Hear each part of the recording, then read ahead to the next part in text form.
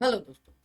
आप सभी लोगों का इस प्लेटफॉर्म पर स्वागत अभिनंदन है। मैं आप सभी के लिए घटना चक्र की यूपीएसआई 2025 के लिए पॉलिटी की अगली क्लास लेकर आ चुके हैं। पॉलिटी की इस क्लास में आप सभी लोगों को बहुत ही बेहतरीन तरीके से कंप्लीट करा दिया गया है। इसमें 400 प्लस क्वेश्चन है जो हम करा रहे हैं। जो आपको कल वीडियो मिली उसमें 200 क्वेश्चन ऑलरेडी करा चुके हैं। आज वाली क्लास में आपको जो बचे हुए क्वेश्चन है वो सारे के सारे हम कराने वाले हैं। तो अगर आप यूपीएसआई 2025 की भर्ती में सच में अपनी एक सीट पक्की करना चाहते हैं, कि आपको लगता है कि नहीं आप यूपीएसआई 2025 की 4543 पोस्ट में 4543 पोस्ट में एक सीट आपकी अपनी है, एकदम आपने तय कर रखा है कि 4542 पोस्ट है, मात्र एक तो हमारी अपनी है, तो आपको इन बुकों का प्रयोग करना पड़ेगा। आपको ये बैठ के पढ़नी पड़ेंगी, आपको ये पढ़ना ही पड़ेगा, क्योंकि अगर आप पढ़ोगे तभी सिलेक्शन होने वाला है। तो पढ़िए। हमने मौन मंत्र युक्त पुस्तक से पूरी जीएस, पूरी हिंदी सब कुछ समाप्त कर दिया है। अब ये अलग अलग जो घटना चक्र की बुक है, व्याख्यात्मक पुस्तक है, इनको मैं अलग अलग करके अलग अलग पोर्शन का शुरू कर रही हूँ। अभी मैंने संविधान, आज ये खत्म हो जाएगा, कल से आपका मूल विधि चलने लगेगा। तो इसमें जो आपके उत्तर प्रदेश का आ गया उप निरीक्षक नागरिक पुलिस 2025 अध्ययन आपकी सामग्री, और इसमें मूल विधि और संविधान है। तो कल की क्लासों से आपको मूल विधि मिलना स्टार्ट हो जाएगी, और अच्छा खासा इसमें मूल विधि है ना। दिखा देते हैं हम आपको।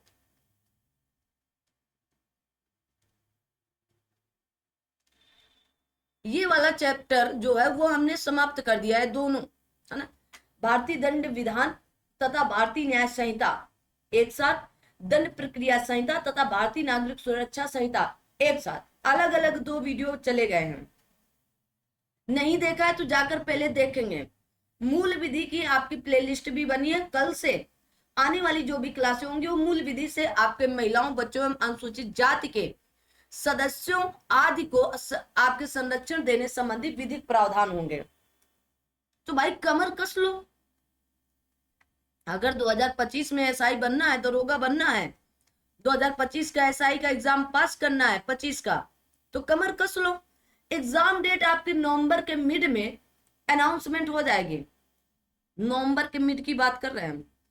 तो अनाउंसमेंट हो जाएगी कब एग्जाम होगा, क्योंकि एक महीने पहले का समय दिया जाएगा, मात्र एक महीने का। फिर आप लोग चिकर चिकर नहीं करना कि अरे पहले पहले ही सब कुछ आपके उत्तर प्रदेश पुलिस प्रोन्नत बोर्ड ने बता रखा है सब कुछ। जब फॉर्म भराया तो उन्होंने कहा कि 3 महीने तक एग्जाम होने की कोई गुंजाइश नहीं है, ठीक है। फिर इसके बाद क्लियर किया कि एग्जाम के नेट एक महीने पहले मैं एग्जाम डेट घोषित कर दूंगा या घोषित कर दी जाएगी। तो आपको तो मौका मिल गया ना। तो 3 महीने तो कोई चांस ही नहीं थे। तो सितंबर, अक्टूबर और नवंबर, तो बचता है दिसंबर। क्या दिसंबर में, दिसंबर 2025 में आपका 2025 में यूपीएसआई 2025 का एग्जाम हो सकता है? में भी हो सकता है।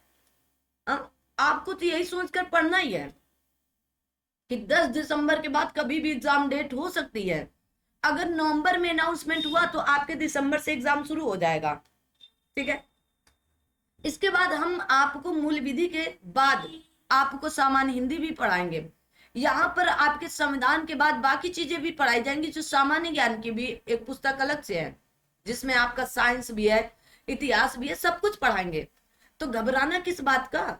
आपने अगर अभी तक टेलीग्राम चैनल नहीं ज्वाइन किया तो कर लीजिएगा। वीडियो को लाइक शेयर सब्सक्राइब नहीं किया है चैनल को तो वो भी कर लीजिएगा। बेल आइकन ऑन कर, और हर रोज एक वीडियो आती है। अगर कोई आपत्ति ना आ गई तो, अगर हम पर कोई आपत्ति आ गई तो वीडियो नहीं आ पाती है, बाकी वीडियो आती रहती है। ऐसा कोई प्रावधान नहीं कि नहीं मैं वीडियो को नहीं दूंगी, है ना। मैंने तय कर रखा है कि वीडियो को हम आपको जरूर तक पहुंचाते रहेंगे। तो आप सभी लोग फटाफट चैनल को लाइक शेयर सब्सक्राइब कर देंगे, और आप वहां तक पहुंचे, जल्दी से पहुंचे ना, ताकि आपको ये मिले कि हाँ फटाफट आप चैनल को लाइक शेयर सब्सक्राइब करोगे तो उससे ये होगा कि आपको वीडियो मिलता रहेगा समय से, पढ़ते रहो, है ना। और इसीलिए रिकॉर्डेड दिया जाता है ताकि आप उसकी स्पीड बढ़ा करके घटा करके कर सकें। अगर मैं लाइव क्लास लेकर आऊं तो ये 200 क्वेश्चन 2 दिन में खत्म कर पाएंगे हम। है ना। 100 क्वेश्चन 1 घंटे में, मतलब 2 घंटे में, एक दिन में लाइव क्लास में हम खत्म कर पाएंगे?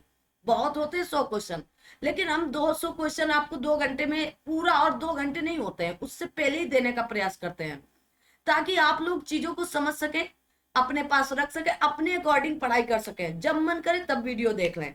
तो बेल आइकन ऑन कर लीजिएगा, इंतजार किस बात का है। आइए आज की इस क्लास को शुरू करते हैं। क्वेश्चन नंबर 200 तक कल की वीडियो में मैंने दे दिया है। क्वेश्चन नंबर 201 से लेकर के 400 प्लस जो भी है, 420, 30, 40, है ना, वो आज की क्लास में देने वाले हैं।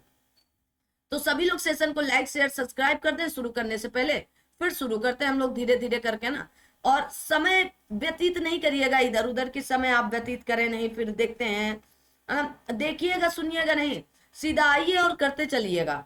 आ जाओ भाई, क्वेश्चन नंबर 201 पे आते हैं। चलिए, कागज निम्नलिखित में से कौन सा अधिनियम महाभियोग की प्रक्रिया द्वारा उच्चतम न्यायालय के न्यायाधीशों को हटाने से संबंधित प्रक्रिया को नियंत्रित करता है? 1875 का भारतीय कानून रिपोर्ट अधिनियम, 1950 का विशेष आपराधिक न्यायालय क्षेत्राधिकार अधिनियम, या आपके कहा गया न्यायाधीश जांच अधिनियम 1968। तो option number C is right answer. 2021 में पूछा भी गया है। कहा गया न्यायाधीश जांच अधिनियम 1968 उच्चतम न्यायालय के न्यायाधीशों के हटाने से संबंधित प्रक्रिया को नियंत्रित करता है। याद रखोगे क्या? आगे आते हैं, सभी लोग मिल करके सेशन को लाइक शेयर सब्सक्राइब कर दो भाई। आगे देखो, भारतीय संविधान का कौन सा अनुच्छेद उच्चतम न्यायालय को भारत के क्षेत्र में किसी भी अदालत या न्यायाधिकरण से अपील करने के लिए विशेष अनुमति प्रदान करने के लिए अधिकृत करता है? किस आर्टिकल में यह बात कही गई है? आर्टिकल 136 में, आर्टिकल 327 में, 125 में, या 251 में? तो आर्टिकल नंबर 136 में। किस में कही गई? आर्टिकल नंबर 136 में। ठीक है, याद रखोगे। भारतीय संविधान के अनुच्छेद 136 के अंतर्गत उच्चतम न्यायालय अपने विवेकानुसार भारत के राज्य क्षेत्र के किसी न्यायालय या अधिकरण द्वारा किसी मामले में पारित निर्णय, डिग्री, अवधारणा, दंडादेश या देश आदेश की अपील हेतु आपके विशेष इजाजत दे सकता है। आगे आते हैं, कहा गया भारतीय संविधान के अनुच्छेद 148 के अंतर्गत स्थापित वह कौन सा प्राधिकरण है जो भारत सरकार के सभी प्राप्तियों और व्यय की लेखा परीक्षा करता है? तो आप कहोगे भारत के नियंत्रक महालेखक परीक्षक। आर्टिकल नंबर 148 से लेकर 151 तक की इनकी चर्चा की गई है। आगे चलते हैं, तो भारतीय संविधान के अनुच्छेद 148 के तहत भारत के नियंत्रक एवं महालेखक परीक्षक, ठीक है, इन्हीं को आपके CAG भी कह दिया, कैग कह दिया जाता है। भारत सरकार के सभी प्राप्तियों एवं व्यय की लेखा परीक्षा करता है। वर्तमान में गिरीश चंद्र मुर्मू भारत के नियंत्रक एवं महालेखक परीक्षक हैं। ठीक है, आगे आ जाओ भाई।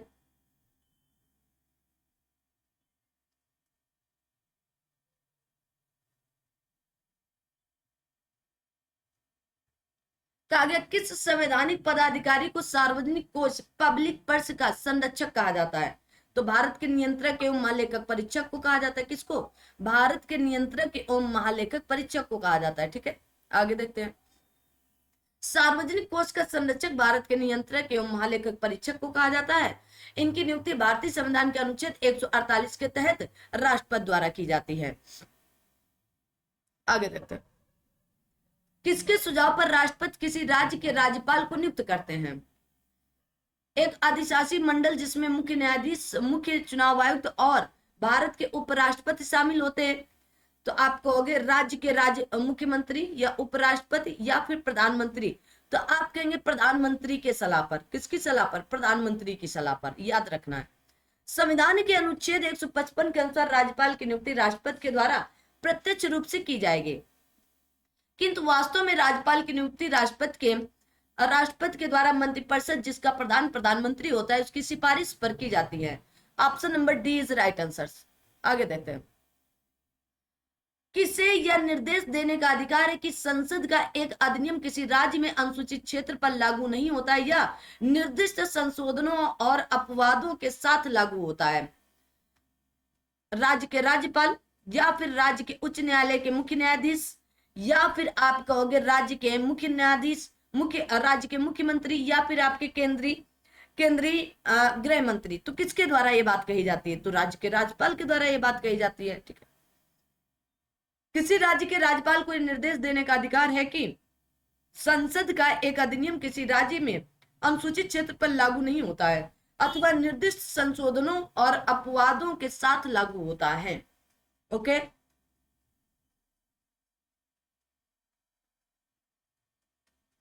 आगे बढ़ते हैं। आप सभी लोग सेशन को लाइक शेयर सब्सक्राइब करते चलें। राज्य के विश्वविद्यालयों को कुलाधिपति के रूप में कौन करता है? तो आप कहेंगे संबंधित राज्यों के राज्यपाल के द्वारा। आगे, राज्य में विश्वविद्यालयों के कुलाधिपति के रूप में संबंधित राज्य के राज्यपाल कार्य करते हैं। इसी प्रकार केंद्रीय विश्वविद्यालय के कुलाधिपति के रूप में राष्ट्रपति कार्य करते हैं। राज्यपाल किसके प्रति उत्तरदायी होता है? तो राष्ट्रपति के प्रति उत्तरदायी होता है, प्रसाद पर्यंत कार्य करते हैं इनके। ठीक है, ठीक है। आर्टिकल नंबर 155 के अनुसार राज्यपाल की नियुक्ति राष्ट्रपति द्वारा की जाती है। अनुच्छेद 156 के सब आर्टिकल 1 के अनुसार वह राष्ट्रपति के प्रसाद पर्यंत अपना पद धारण करता है। इस प्रकार एक ओर तो वह राज्य शासन का मुखिया होता है, तो दूसरी ओर केंद्र सरकार राष्ट्रपति के प्रतिनिधि के रूप में कार्य करता है। अतः राज्यपाल राष्ट्रपति के प्रति उत्तरदायी होता है। इंपॉर्टेंट है। आगे देखो, राज्य विधानमंडल के दोनों सदनों की कार्यवाही में बोलने और भाग लेने का अधिकार निम्नलिखित में से किसे है? राज्य के महाधिवक्ता, राज्य के राज्यपाल, राज्य वित्त आयोग के अध्यक्ष, या उच्च न्यायालय के मुख्य न्यायाधीश। तो आप कहेंगे राज्य के महाधिवक्ता, जिसकी बात आपके आर्टिकल नंबर 165 में की गई है। ठीक है, आ जाओ। कहा गया संविधान के अनुच्छेद 177 के तहत 177 के तहत महाधिवक्ता को विधानमंडल के किसी भी सदन या दोनों सदनों की संयुक्त बैठक या विधानमंडल की किसी समिति जिसका वह सदस्य है की कार्यवाहियों में भाग लेने तथा बोलने का अधिकार रखता है, किंतु वह मत देने का हकदार या वोट देने का हकदार नहीं होता है। ठीक है, ये आपको बातें बतानी पड़ेंगी। ओके, अगर ये पूछ लिया जाए महाधिवक्ता की बात कहां पर की गई, तो आर्टिकल नंबर 165 जो मैंने ऊपर लिख दिया है। राज्य के राज्यपालों के अधिकारों के संदर्भ में इनमें से कौन सा वक्तव्य सही है? विधानसभा द्वारा पारित किसी विधेयक पर वह अपनी स्वीकृति न देकर उसे राष्ट्रपति के पास अनुमोदन के लिए भेज सकता है। ठीक है, आपातकालीन शासन के दौरान राज्यपाल मंत्रिमंडल के सुझावों की अवहेलना कर सकते हैं अगर राष्ट्रपति ने इसके लिए उन्हें विशेष अनुमति दी हो तो, है ना, दी हो तो। आइए देखते हैं option number A B C D क्या सही होने वाला है।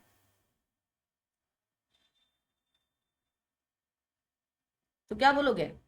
दोनों बातें यहां पर सही है। क्या होगा? दोनों बातें यहां पर सही है। आगे देखो, कहा गया भारतीय संविधान के अनुच्छेद 200 के तहत राज्यपाल किसी विधेयक को राष्ट्रपति के विचार के लिए आरक्षित कर सकता है। अनुच्छेद 356 के सब आर्टिकल 1 के अनुसार आपातकालीन शासन के दौरान राज्यपाल मंत्रिमंडल के सुझावों की अवहेलना कर सकते हैं यदि राष्ट्रपति उन्हें विशेष अनुमति दे। तो ऑप्शन नंबर आपका C option is right answer.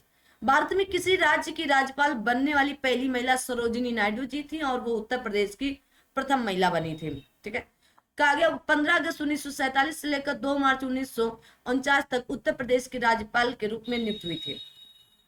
Bharat में राज्य विधान पालिकाओं का उच्च सदन कौन सा है? विधान पालिका परिषद, विधान पालिका समिति, राज्यपाल का कार्यालय, या इनमें से कोई नहीं। तो विधान परिषद, विधान पालिका का परिषद होता है। ठीक है, क्या होता है? परिषद। आर्टिकल नंबर 168 के सब आर्टिकल 2 के अनुसार राज्य की विधान पालिका एक सदनी या द्विसदनी होगा। द्विसदनात्मक या द्विसदनात्मक विधानमंडल की स्थिति में विधान पालिका परिषद उच्च सदन और विधानसभा निम्न सदन होता है। कहा गया राज्य की विधान परिषद को समाप्त करने का अधिकार, राज्य की विधान परिषद को समाप्त करने का अधिकार किसके पास है? उस राज्य की विधानसभा, राष्ट्रपति, उस प्रधानमंत्री, या फिर आपके संसद के पास। तो आप बोलोगे संसद के पास है। किसके पास है? संसद के पास है। गलती से मत लगा देना राष्ट्रपति। कहा गया भारत के संविधान के अनुच्छेद 169 के अनुसार संसद किसी राज्य में विधान परिषद का सृजन तथा उसका समापन कर सकती है यदि उस राज्य की विधानसभा ने उस आशय या सृजन या समापन का संकल्प विधानसभा की कुल सदस्य संख्या के बहुमत द्वारा उपस्थित तथा मत देने वाले सदस्यों की संख्या से कम 2/3 बहुमत द्वारा पारित कर दिया है। तो विधान परिषद कहा गया, विधान परिषद के संख्या बल के संदर्भ में निम्नलिखित में से कौन सही है? तो विधान परिषद के सदस्यों की कुल संख्या विधानसभा के सदस्यों की कुल संख्या के 1/3 से अधिक नहीं होनी चाहिए। कहा गया विधान परिषद के सदस्यों की कुल संख्या 40 से कम भी नहीं होनी चाहिए। तो आप बोलोगे बिल्कुल सही बात है, दोनों बातें। कहा गया आपके संविधान के अनुच्छेद 169 के अंतर्गत विधान परिषद के निर्माण तथा उत्साधन की प्रक्रिया दी गई। आर्टिकल नंबर 171 के अनुसार किसी राज्य विधान परिषद में सदस्यों की कुल संख्या विधानसभा के सदस्यों की कुल संख्या के 1/3 से अधिक नहीं होगी, परंतु किसी राज्य की विधान परिषद के सदस्यों की कुल संख्या किसी भी स्थिति में 40 से कम भी नहीं होंगी। लेकिन अपवाद भी है, ऐसा नहीं है कि 40 है ना, कई जगह 40 से कम भी है। आगे आते हैं। कहा गया राज्य किसी विधान परिषद को बनाने या समाप्त करने के लिए राज्य विधानसभा को एक प्रस्ताव पारित करना होगा जिसे निम्न द्वारा समर्थित होना चाहिए। सदन की बहुमत संख्या के द्वारा सदन में उपस्थित और मतदान करने वाले सदस्यों का 2/3 बहुमत के द्वारा। तो आप कहोगे ए और बी दोनों सही हैं। आगे आता है। कहा गया भारतीय संविधान के अनुच्छेद 169 के अनुसार संसद विधि द्वारा किसी राज्य में विधान परिषद का सृजन या समापन कर सकती है यदि उस राज्य की विधानसभा ने इस आशय का संकल्प विधानसभा की कुल सदस्य संख्या के बहुमत द्वारा तथा उपस्थित और मत देने वाले सदस्यों की संख्या के कम से कम 2/3 बहुमत द्वारा पारित कर दिया है। आगे आता है।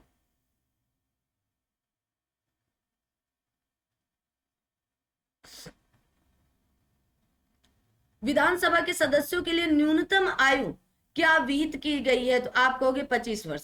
विधानसभा के लिए हो, लोकसभा के लिए हो, कितनी होनी चाहिए? 25 वर्ष होनी। 173 के खा के अनुसार, अनुच्छेद 173 के खा के अनुसार विधानसभा का सदस्य बनने की न्यूनतम आयु 25 वर्ष, जबकि विधान परिषद की सदस्यता प्राप्त करने के लिए न्यूनतम आयु कम से कम 30 वर्ष होनी चाहिए। भारत में सरकार की संसदीय प्रणाली कहां से ली गई? तो आप कहेंगे ब्रिटेन से ली गई। कहां से? ब्रिटेन से ली गई।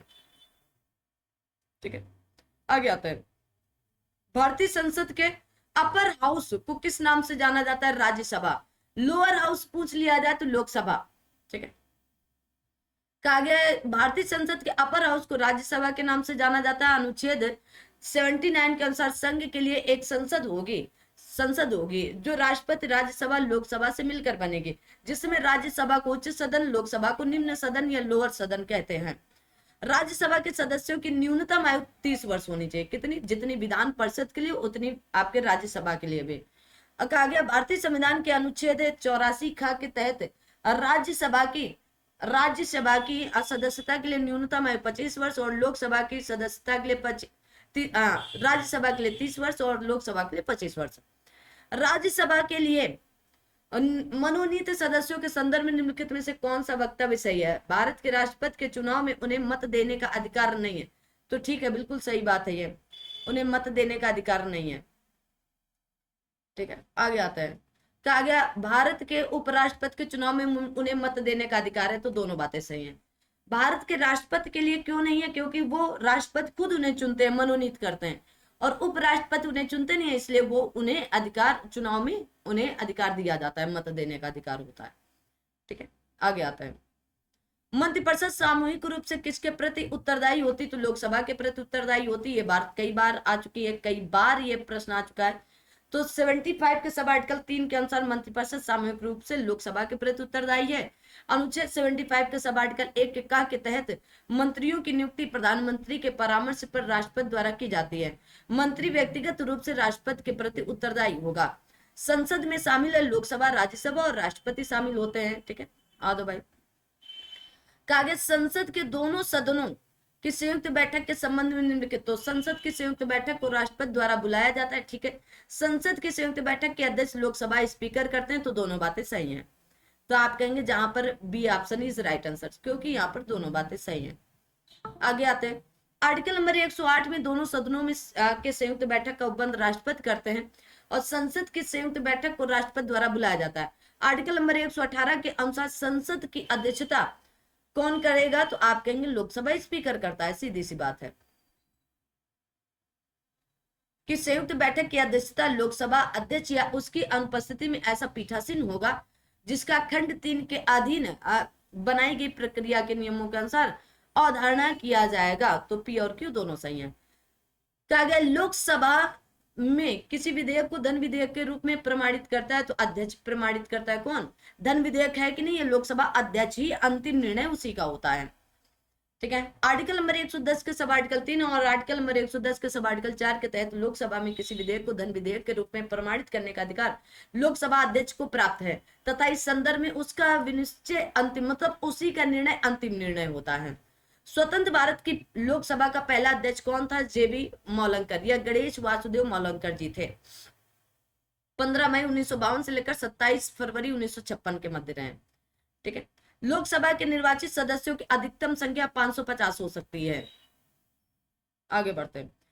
आर्टिकल नंबर 81 के अनुसार लोकसभा के निर्वाचित सदस्यों की संख्या अधिकतम 550 हो सकती है। इसमें 530 से अनधिक सदस्य राज्यों में प्रादेशिक निर्वाचन क्षेत्रों से तथा 20 से अनधिक सदस्य संघ राज्य क्षेत्रों से निर्वाचित हो सकते हैं। वर्तमान में नई व्यवस्था के अनुसार राज्यों से लोकसभा के लिए 524 सदस्य तथा संघ राज्य क्षेत्रों से 19, टोटल 543 निर्वाचित होते हैं। कितने? 543। कागे निम्नलिखित में से लोकसभा की प्रथम महिला अध्यक्ष तो मीरा कुमार जी थी। कौन? मीरा कुमार। लोकसभा की प्रथम महिला अध्यक्ष मीरा कुमार है। मीरा कुमार अध्यक्ष पद 4 जून 2009 से लेकर 4 जून 2014 तक रहे, जबकि वर्तमान समय में ओम बिरला जी हैं। ठीक है। ओम बिरला लोकसभा अध्यक्ष हैं, वर्तमान में भी हैं। आगे आता है। आगे भारतीय लोकसभा के कामकाज में शून्यकाल का अर्थ क्या है? तो प्रश्नकाल और अगली कार्य सूची के बीच का समय जो होता है वो शून्यकाल कहलाता है। क्या कहलाता है? शून्यकाल कहलाता है।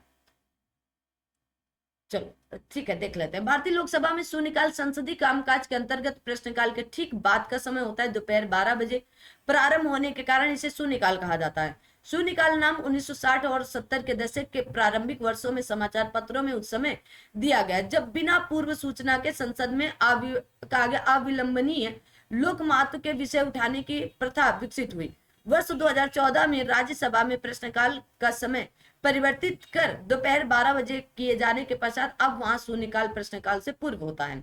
मंत्रिपरिषद की बैठकों की अध्यक्षता कौन करता है? तो प्रधानमंत्री करता है। मंत्रिपरिषद की बैठकों की अध्यक्षता प्रधानमंत्री के द्वारा की जाती है क्योंकि वह मंत्रिपरिषद का अध्यक्ष होता है।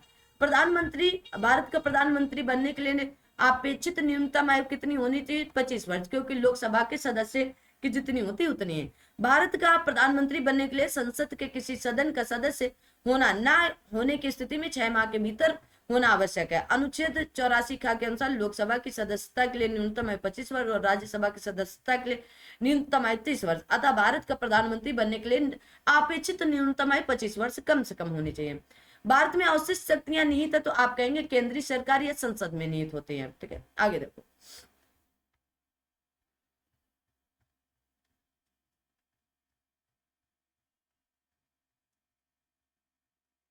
भारत में अवशिष्ट शक्तियां संसद में निहित की गई हैं। संविधान के अनुच्छेद 248 के अनुसार अवशिष्ट शक्तियां अर्थात ऐसे विषय पर जो संघ, राज्य या समवर्ती सूची में शामिल नहीं है, विधि बनाने की शक्ति संघीय विधानमंडल में निहित होगी। प्रश्न के विकल्प में केंद्रीय सरकार लिखा हुआ है किंतु वास्तव में संसद होना चाहिए। ठीक है, जैसे कि मैंने आपको बता दिया कि अगर निम्नलिखित में से कौन सा केंद्र के कानून बनाने के अधिकार के संबंध में सही है? आगे भाई, कागे संसद किसी अन्य देश के साथ किसी भी संघ या अंतरराष्ट्रीय समझौते को लागू करने के लिए पूरे या भारत के राज्य क्षेत्र के किसी भी हिस्से के लिए कानून बना सकती है। हाँ ठीक है, कोई दिक्कत नहीं है। आगे देखो, कागे इस उद्देश्य के लिए कानून संसद द्वारा पारित किसी भी कानून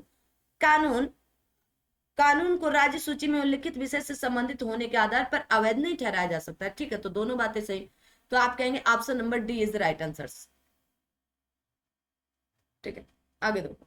तो आर्टिकल नंबर 253 अंतरराष्ट्रीय करारों को प्रभावी करने के लिए विधान से संबंधित है। इसके अनुसार प्रश्न में दोनों बातें सत्य हैं। कहा भारत में प्रधानमंत्री तब तक अपने पद पर रहता है जब तक उसे प्राप्त हो तो लोकसभा का विश्वास प्राप्त हो तब तक वो अपने पद पर बना रहता है।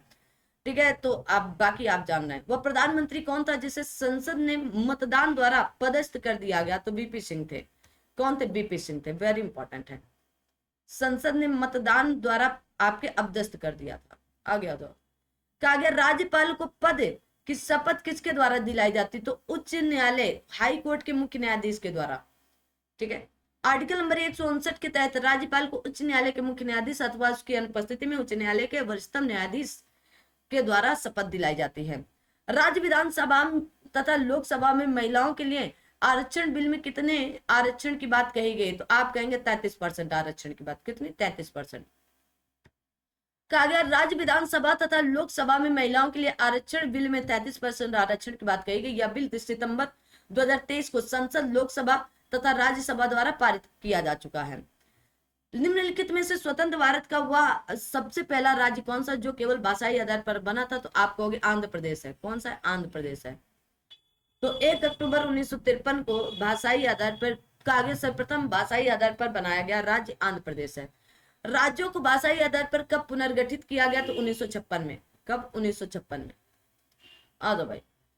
तो राज्यों को भाषाई आधार पर राज्य पुनर्गठन अधिनियम 1956 के अंतर्गत पुनर्गठित या किया गया था। भाषाई आधार पर राज्यों के गठन की मांगों को जोर पकड़ने पर केंद्र सरकार द्वारा 1953 राज्य पुनर्गठन आयोग का गठन किया गया। 7वें संशोधन अधिनियम द्वारा राज्य पुनर्गठन अधिनियम 1956 संसद द्वारा पारित किया गया था। आगे देखो, इनमें से कौन सा ऐसे किसी राज्य के राज्यपाल के अधिकारों के बारे में सही है? वह किसी बिल पर अपनी सहमति रोक सकता है। ठीक है, सही है। आगे आता है,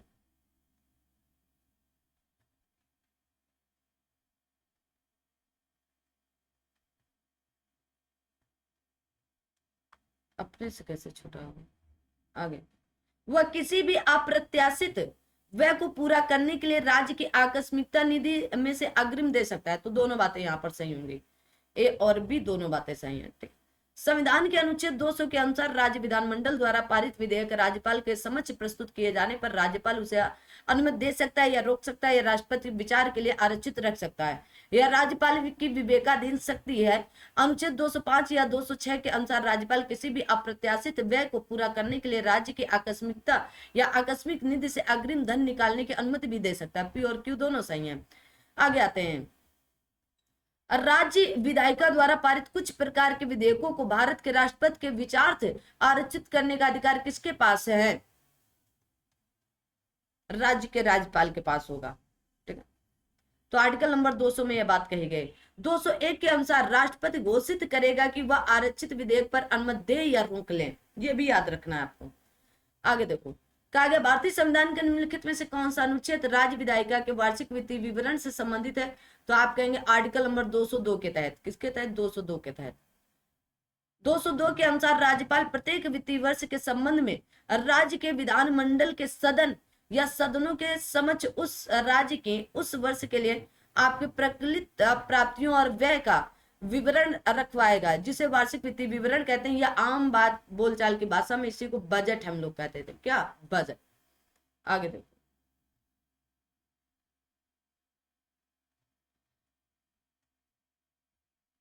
निम्नलिखित में से संविधान का वह अनुच्छेद कौन सा जो जम्मू और कश्मीर को विशेष दर्जा प्रदान करता है?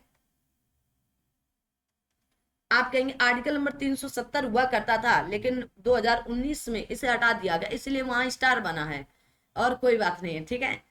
तो 6 अगस्त 2019 को, ठीक है, राष्ट्रपति ने भारतीय संविधान के अनुच्छेद 370(1) के साथ पठित अनुच्छेद 370(3) द्वारा प्रदत्त अधिकारों के तहत संसद की संस्तुति से अनुच्छेद 370 के प्रावधानों के प्रवर्तन में न रहने की घोषणा की। जम्मू और कश्मीर राज्य पुनर्गठन अधिनियम 2019 के तहत 31 अक्टूबर 2019 से जम्मू और कश्मीर राज्य पुनर्गठन, इसके स्थान पर 2 संघ राज्य बने, राज्य क्षेत्र बने, जम्मू कश्मीर और लद्दाख गठित किए गए।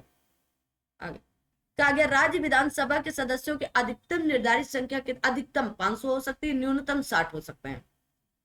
ठीक है, न्यूनतम पूछा जाए तो 60 हो सकते हैं। अपवाद में जैसे सिक्किम राज्य विधानसभा के सदस्यों की संख्या 32 है, मिजोरम और गोवा दोनों में 40 भी है।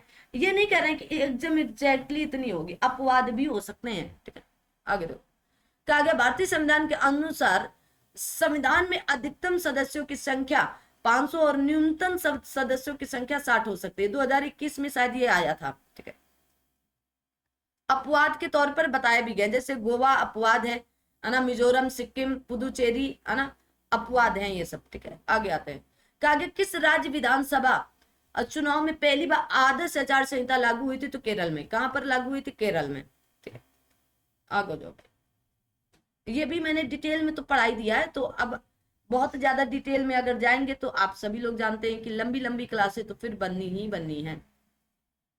तो केरल राज्य विधानसभा चुनाव में पहली बार वर्ष 1960 में आदर्श आचार संहिता पेश की गई थी। वर्ष 1962 में लोकसभा आम चुनाव में पहली बार चुनाव आयोग ने इस संहिता को सभी मान्यता प्राप्त राजनीतिक दलों में वितरित किया था। आगे केंद्र और राज्यों के बीच प्रशासनिक संबंध के बारे में अनुच्छेद 256 बताता है कि प्रत्येक राज्य की कार्यकारी शक्ति का प्रयोग इस प्रकार किया जाएगा कि संसद द्वारा बनाए गए नियमों का पालन सुनिश्चित किया जा सके। ठीक है, सही है। संविधान के अनुच्छेद 257 में प्रावधान है कि प्रत्येक राज्य की कार्यकारी शक्ति का प्रयोग इस प्रकार किया जाएगा ताकि वह संघ की कार्य शक्ति के अमल में बाधा या प्रतिकूल प्रभाव ना डाले। ना शब्द जरूर पढ़ना, तो आप क्या बोलोगे? ये भी सही है। तो यहाँ पर ऑप्शन नंबर आपका सी इज राइट आंसर। पी और क्यू दोनों सही हैं। ठीक है, तो भाग नंबर 11 के अंतर्गत 256 से लेकर 263 के तहत केंद्र और राज्यों के मध्य प्रशासनिक संबंधों का उल्लेख किया गया है। अनुच्छेद 256 के तहत राज्य की कार्यपालिका शक्ति का इस प्रकार प्रयोग किया जाएगा जिससे संसद द्वारा निर्मित आपकी विधायियों की सुनिश्चित बने। और 257 के तहत संघ सरकार कुछ दशाओं में राज्यों पर नियंत्रण रखते, अर्थात प्रत्येक राज्य की कार्यकारी शक्ति का प्रयोग इस प्रकार किया जाए कि वह संघ की कार्यकारी शक्ति के अमल में बाधा या प्रतिकूल प्रभाव न डाले। ठीक है, आगे देखो। अगर निम्नलिखित में से किस राज्य में विधान परिषद है? तो कर्नाटक में है। 6 राज्यों पर है।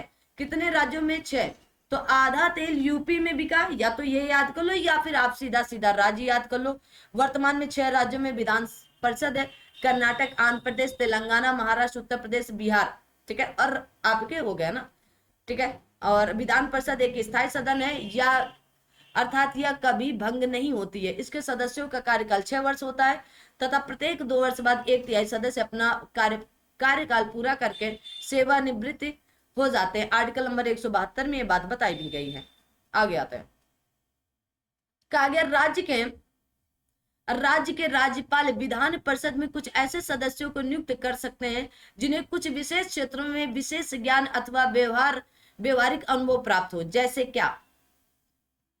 विज्ञान, साहित्य, कला, सहकारी आंदोलन। तो क्या बोलोगे? आप कहोगे option number B is right answer. सभी सही है। ठीक है, तो आर्टिकल 171 के अनुसार राज्य के राज्यपाल विधान परिषद में ऐसे सदस्यों को मनोनीत कर सकते हैं या करते हैं जो साहित्य, विज्ञान, कला, सहकारी आंदोलन एवं समाज सेवा जैसे विशेष क्षेत्रों में विशेष ज्ञान एवं व्यवहारिक अनुभव प्राप्त होते हैं। उच्च न्यायालय के न्यायाधीशों के वेतन और भत्तों का भुगतान किसके द्वारा किया जाता है? बताएंगे। उच्च न्यायालय के न्यायाधीशों के वेतन और भत्तों का भुगतान किसके द्वारा किया जाता है? संबंधित राज्य की आकस्मिकता निधि, संबंधित राज्य की संचित निधि से। तो राज्य की संचित निधि से किया जाएगा। ठीक है, आ दो भाई, option number B is right answer. आगे देखो। उच्च न्यायालय के न्यायाधीशों के स्थानांतरण के लिए भारत के मुख्य न्यायाधीश को उच्च न्यायालय के वरिष्ठतम न्यायाधीश तथा 2 संबंधित उच्च न्यायालय के मुख्य न्यायाधीश से परामर्श करना चाहिए। कितने उच्च न्यायालय के वरिष्ठतम न्यायाधीश? कितने? 3, 4, 2 या 5? तो कितने उच्च न्यायालय के? जल्दी से ये बताना है। तो आप क्या बोलोगे? मैंने डिटेल में, तो आप बोलोगे 4। कितने? 4। तो उच्च न्यायालय के न्यायाधीश के स्थानांतरण मामले में भारत के मुख्य न्यायाधीश को उच्चतम न्यायालय के 4 वरिष्ठतम न्यायाधीशों तथा 2 संबंधित उच्च न्यायालयों के मुख्य न्यायाधीश, एक वहां के जहां से न्यायाधीश का स्थानांतरण और एक वहां जहां वे जा रहे हैं, तो परामर्श करना अनिवार्य है। ठीक है, इंपॉर्टेंट है। 4। आगे आते हैं। सभी लोग सेशन को लाइक, शेयर, सब्सक्राइब कर देना। यूपीएसआई 2025 में इस बार कमर कस के बैठो भाई ना, कुछ इधर उधर ना हो पाए, है ना, और कोई सीट आपकी ना ले जा पाए, इसलिए आपको पढ़ना पड़ेगा। अगर जीवन में कुछ करना है तो पढ़ना तो पड़ेगा, वरना फिर ऐसे ही बैठे रहो, क्या होगा? कुछ होगा नहीं, है ना। अगर कुछ करना चाहे तो, अगर सच में आगे बढ़ना चाहते हो तो पढ़ना पड़ेगा। राज्य में जिला न्यायाधीशों की नियुक्ति कौन करता है? तो राज्यपाल करता है। कौन करता है? राज्यपाल करता है। ठीक है, आगे आ जाओ। आर्टिकल नंबर 233 में जिला न्यायाधीशों या आपके डिस्ट्रिक्ट का आ गया जज की नियुक्ति का प्रावधान है। किसी राज्य में जिला न्यायाधीश नियुक्त होने वाले व्यक्तियों की नियुक्ति तथा जिला न्यायाधीश के का आ गया पद स्थापना और पदोन्नति उस राज्य का राज्यपाल ऐसे राज्य के संबंध में अधिकारिता का प्रयोग करने वाले उच्च न्यायालय के मुख्य न्यायाधीश के परामर्श से करता है। भारत के संविधान के अनुच्छेद 233 के अनुसार अन्य शर्तों के अतिरिक्त निम्न में से कौन शर्त एक व्यक्ति को जिला न्यायाधीश का पात्र होने के लिए आवश्यक है? कम से कम 5 वर्ष तक अधिवक्ता या आपका प्लीडर रहा हो, कम से कम 7 वर्ष का अधिवक्ता या प्लीडर रहा है, कम से कम 10 वर्ष तक का अधिवक्ता या प्लीडर रहा हो, तो कितने वर्ष तक का, या कम से कम 15 वर्ष तक का रहा हो। अब बताओगे कितने वर्षों तक का बताएंगे? कम से कम, तो आप बोलोगे कम से कम 7 वर्ष तक का। ठीक है, 7 वर्ष तक का। तो 233 के खंड 2 के अनुसार वह व्यक्ति जो संघ या राज्य की सेवा में पहले से ही नहीं है तथा वह कम से कम 7 वर्ष तक अधिवक्ता या प्लीडर रहा हो एवं उसकी नियुक्ति के लिए उच्च न्यायालय ने सिफारिश की हो, तब वह जिला न्यायाधीश के पद पर नियुक्ति के लिए पात्र होगा। आर्टिकल नंबर 233 के खंड 1 के अनुसार जिला न्यायाधीश की नियुक्ति उस राज्य का राज्यपाल उस उच्च न्यायालय के परामर्श पर करता है। उस निकाय का नाम बताएं जिसमें गांव स्तर पर पंचायत के क्षेत्र में शामिल एक गांव की मतदाता सूची में पंजीकृत सभी व्यक्ति शामिल होते हैं। अधिसूचित क्षेत्र समिति, ग्राम सभा, ये नगर पालिका या फिर आपकी जिला परिषद, तो क्या कहेंगे इसे? अगर आपको आता है तो ग्राम सभा कहते हो। क्या कहते हो? ग्राम सभा। ठीक है, आगे आते हैं।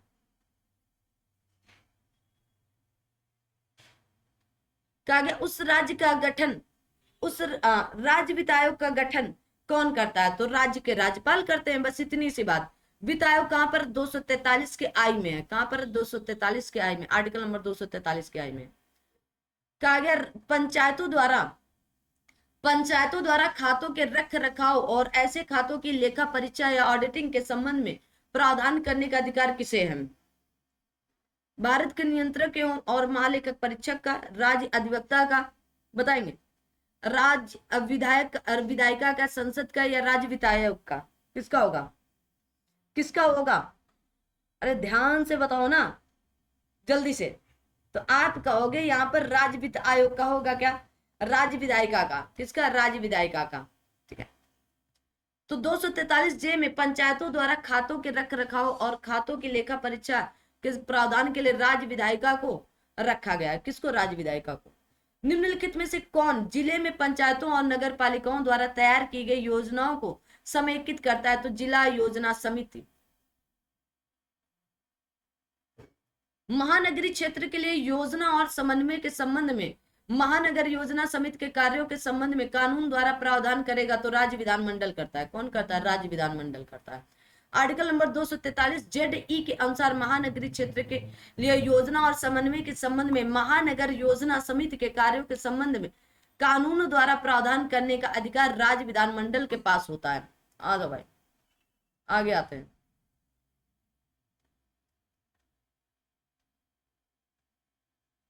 नगर निगम की बैठकों की अध्यक्षता कौन? महापौर करता है या मेयर करते हैं। ठीक है, उन्हीं को मेयर या महापौर। 74वें संविधान संशोधन द्वारा नगर निगम एवं निकायों को संवैधानिक दर्जा मिला ना। 12वीं अनुसूची में इन्हें रखा गया है। ठीक है, इसमें 18 विषय भी हैं। ठीक है, इन्हें आपके भाग 9 खा में भी रखा गया। कहां पर? भाग 9 खा। ठीक है, भाग 9 का किससे संबंधित है? बताओ जल्दी से। भाग 9 का किससे संबंधित है? आ दो भाई। कहा गया लोकतांत्रिक विकेंद्रीकरण का अर्थ है, तो आप कहेंगे स्थानीय संस्थानों के पक्ष में शक्तियां हस्तांतरित करना। आगे देखो, वे विषय जिन पर केंद्र व राज्य सरकारें दोनों कानून बना सकते हैं समवर्ती सूची कहलाती है। ठीक है, अब इतना आप समझदार हो। केंद्र राज्य संबंध किस अनुसूची में? 7वीं अनुसूची में है। आर्टिकल पूछ लिया जाए 246 के तहत केंद्र और राज्यों के मध्य विधायी शक्तियों के बंटवारे की 3 अनुसूचियां, संघ सूची, राज्य सूची, संवर्ती सूची, और इसका वर्णन 7वीं अनुसूची में किया गया है। संसद व विधानसभा जिन विषयों पर कानून बना सकती है उसका उल्लेख किस सूची में है, तो आप कहोगे 7वीं अनुसूची में है। किसमें? 7वीं अनुसूची में, 246, आर्टिकल नंबर 246। भारतीय संविधान के निर्माताओं द्वारा किस देश के संविधान से केंद्र के पास अवशिष्ट शक्तियां होने की संकल्पना को लिया गया था?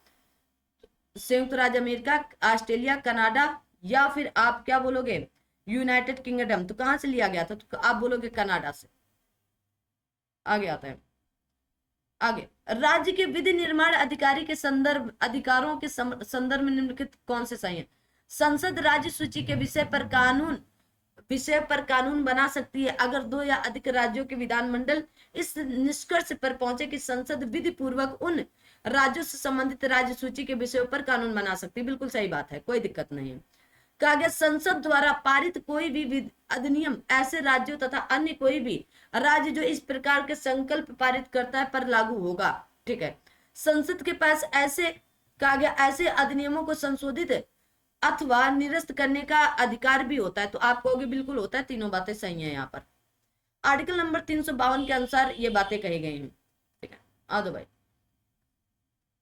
आगे आते हैं, प्रश्नों को ध्यान पूर्वक करते चलो। निम्नलिखित में से कौन सा एक संवैधानिक निकाय है? तो नीति आयोग है नहीं, केंद्रीय अन्वेषण ब्यूरो नहीं है। कहा गया अंतरराज्यीय परिषद आपका है, तो अंतरराज्यीय परिषद की बात आर्टिकल नंबर 263 में की गई है। ठीक है, कहां पर की गई? 263 में। आगे आता है, भारतीय संविधान के किस अनुच्छेद में यह कहा गया है कि कर कैसे लगाया जा सकता है और या वसूल किया जा सकता है? आर्टिकल नंबर 265 में यह बात बताई गई है। तो आपसे अगर भारतीय संविधान के अनुच्छेद 265 के अनुसार कोई कर विधि के प्राधिकारी से ही अधिरोपित या संग्रहित किया जाएगा, अन्यथा नहीं, कर कैसे लगाया या वसूल किया जा सकता है, इसका प्रावधान इस अनुच्छेद में है। हमारे संविधान का कौन सा अनुच्छेद माल एवं सेवा कर परिषद से संबंधित है? Article number 279। ठीक है, आगे देखो, भारतीय संविधान का अनुच्छेद 279 का माल एवं सेवा परिषद से संबंधित है। यह अनुच्छेद संविधान 101वां संविधान संशोधन अधिनियम 2018 द्वारा अंततः स्थापित किया गया था। भारत के संविधान का कौन सा अनुच्छेद वित्त आयोग से संबंधित होता है? Article number 280। कौन सा है? 280। अब इसके बारे में बहुत ज्यादा, एनके सिंह अध्यक्ष है 15वें वित्त आयोग के। ठीक है, वर्तमान में कौन है? एनके सिंह है। आगे आपके अरविंद पनगड़िया जी 16वें वित्त आयोग के अध्यक्ष बनेंगे। आगे आता है, आंग्ल भारतीय समुदाय के लोकसभा में कितनी सीटें आरक्षित हैं? फिलहाल तो 0 हैं, पहले 2 हुआ करती थी, है ना, अभी कितनी? 0 हैं। ठीक है, समाप्त कर दिया गया। निम्नलिखित में से कौन सी मद संघ सूची का एक हिस्सा है? संघ सूची बोला गया है। सामाजिक सुरक्षा और सामाजिक बीमा, जनसंख्या नियंत्रण और परिवार नियोजन, प्रकाश स्तंभ, आर्थिक और सामाजिक। तो आप क्या बोलोगे यहाँ पर? क्या प्रकाश स्तंभ संघ सूची का विषय है? सामाजिक सुरक्षा और सामाजिक बीमा क्या संघ सूची का विषय है? बस इसी 2 में से आपको इस क्या होना चाहिए? कंफ्यूज होना चाहिए, बाकी तो सब सही है। तो option number C is right answer. प्रकाश स्तंभ संघ सूची का एक विषय, एक हिस्सा है। इसके अधीन प्रकाश पोत परिवहन एवं वायुयानों की सुरक्षा के लिए अन्य व्यवस्था है। और ये मैंने पढ़ा रखा है, अन्य तीनों समवर्ती सूची के विषय। किसके? समवर्ती सूची के। मैंने डिटेल जब पढ़ाई इसकी तब पढ़ाया है। कहा गया भारतीय संविधान के किस अनुच्छेद भाग में केंद्र राज्य विधायी संबंध, तो अभी बताया गया भाग नंबर 11 में है। कहां पर है? भाग नंबर 11 में। अगर ये वाली गिनती नहीं आती तो आप जरूर पढ़े। 1 2 3 4 5 6 7 8 9 10, इधर जाएगा तो 11 12 13 14 15 16 17 18, अरे भाई आ जाओ, हाँ 18 19 20 21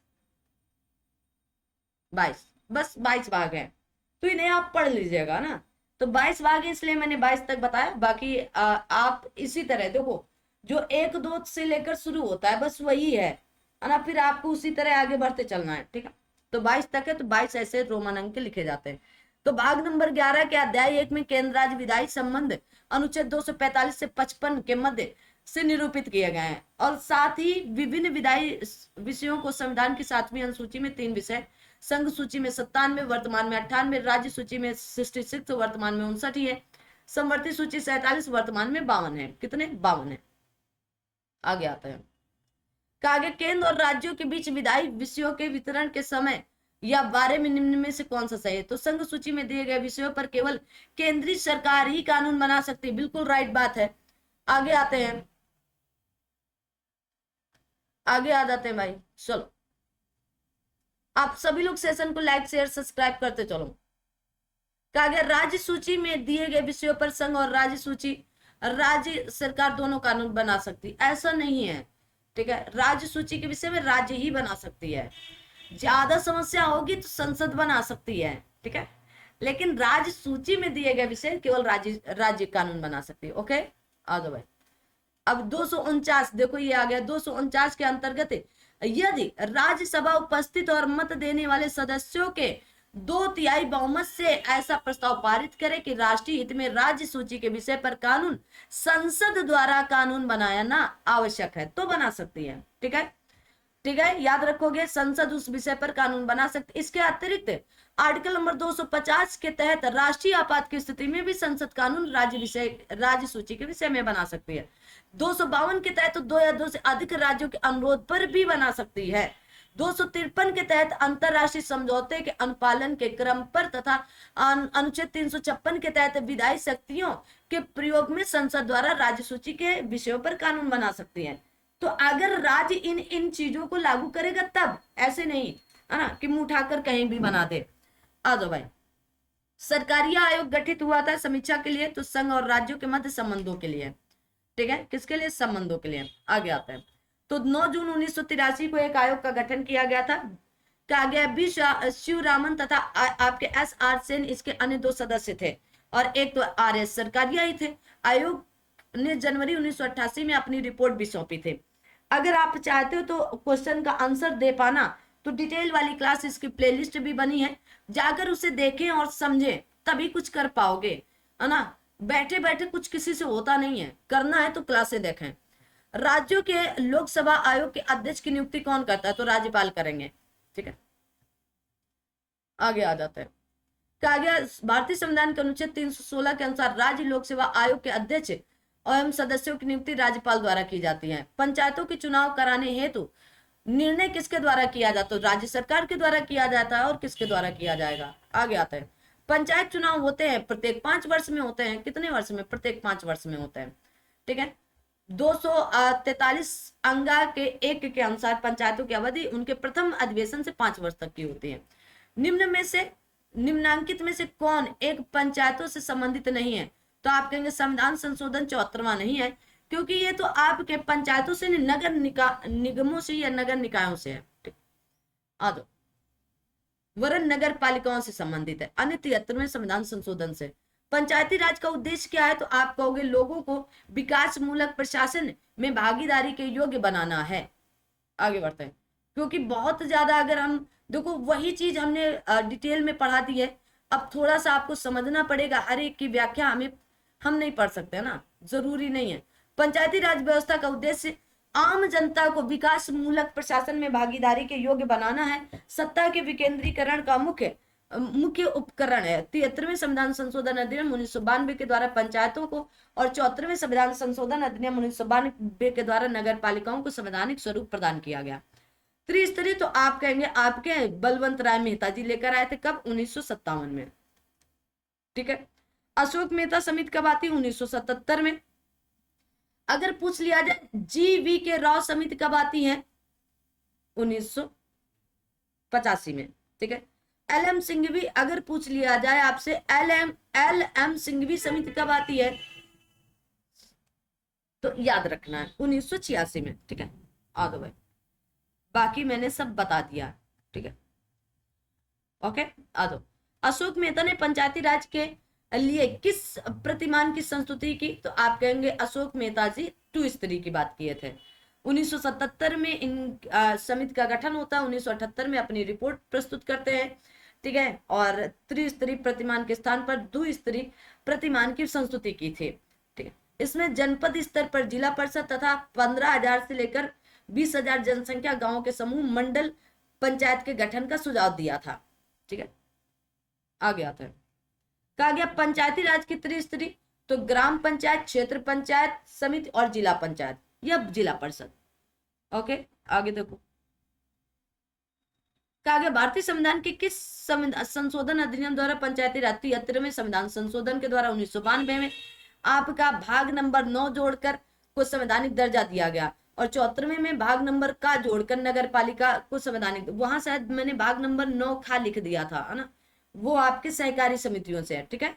पीछे शायद मैंने बोल दिया था गलती से। ग्राम पंचायतों के सदस्यों का कार्यकाल कितने वर्ष का होता है, तो आम आप देखोगे तो 5 का ही होता है, 5 वर्ष का। कितना होता है, 5 वर्ष का ही होता है, ठीक है। आगे देखें, हाँ देखो 5 लो भाई पढ़ लो, अच्छा।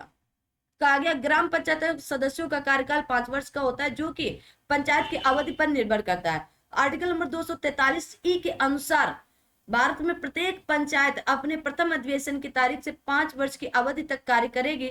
अनुच्छेद 243 के 3 का और ख के अनुसार यदि विधि द्वारा निहित प्रक्रिया के अनुसार पंचायत पहले विघटित कर दी गई हो तो विघटन की तारीख 6 माह के भीतर निर्वाचन हो जाना चाहिए। इस समय पूर्व 5 वर्ष की अवधि से पहले विघटन पंचायत जब पुनर्गठित की जाती है तो वह आपके अवशिष्ट अवधि के लिए ही होगी, किंतु यदि बची हुई अवधि 6 माह से कम है तो निर्वाचन कराना आवश्यक नहीं होगा, ठीक है। नहीं समझे बात, मान लो 5 वर्ष के लिए है ना, और विघटन हो गया 2.5 वर्ष के, 2.5 वर्ष के बाद विघटन हो गया तो नया चुनाव 6 माह के अंदर अंदर हो जाएगा। अब मान लीजिए जब विघटन हुआ है 4 वर्ष 9 माह पे, अब 3 माह तो बचे ही केवल, तो इसके लिए नई गठन नहीं होगा, या मतलब नया होगा, पुनर्गठन नहीं होगा कि फिर से वही, तो पुनर्गठन है, फिर इसके लिए 6 माह से कम है तो निर्वाचन कराना आवश्यक नहीं होगा, फिर नया होगा जो होगा, ठीक है। तो इसलिए आवश्यक नहीं होता है, ठीक। अब बात समझ पाए, किस समिति या आयोग ने केंद्र राज्य संबंध की जांच की थी, तो अभी बताया सरकारी आयोग आया था 1983 में, ठीक है। 1988 में अपनी रिपोर्ट सौंपी थी। पंचायती राज प्रणाली किन 2 राज्यों में लागू की गई थी, तो आप कहेंगे आंध्र प्रदेश और राजस्थान में। सबसे पहले कहा राजस्थान के नागौर में, फिर आंध्र प्रदेश में भी लागू हुई, ठीक है। आगे आ दो भाई,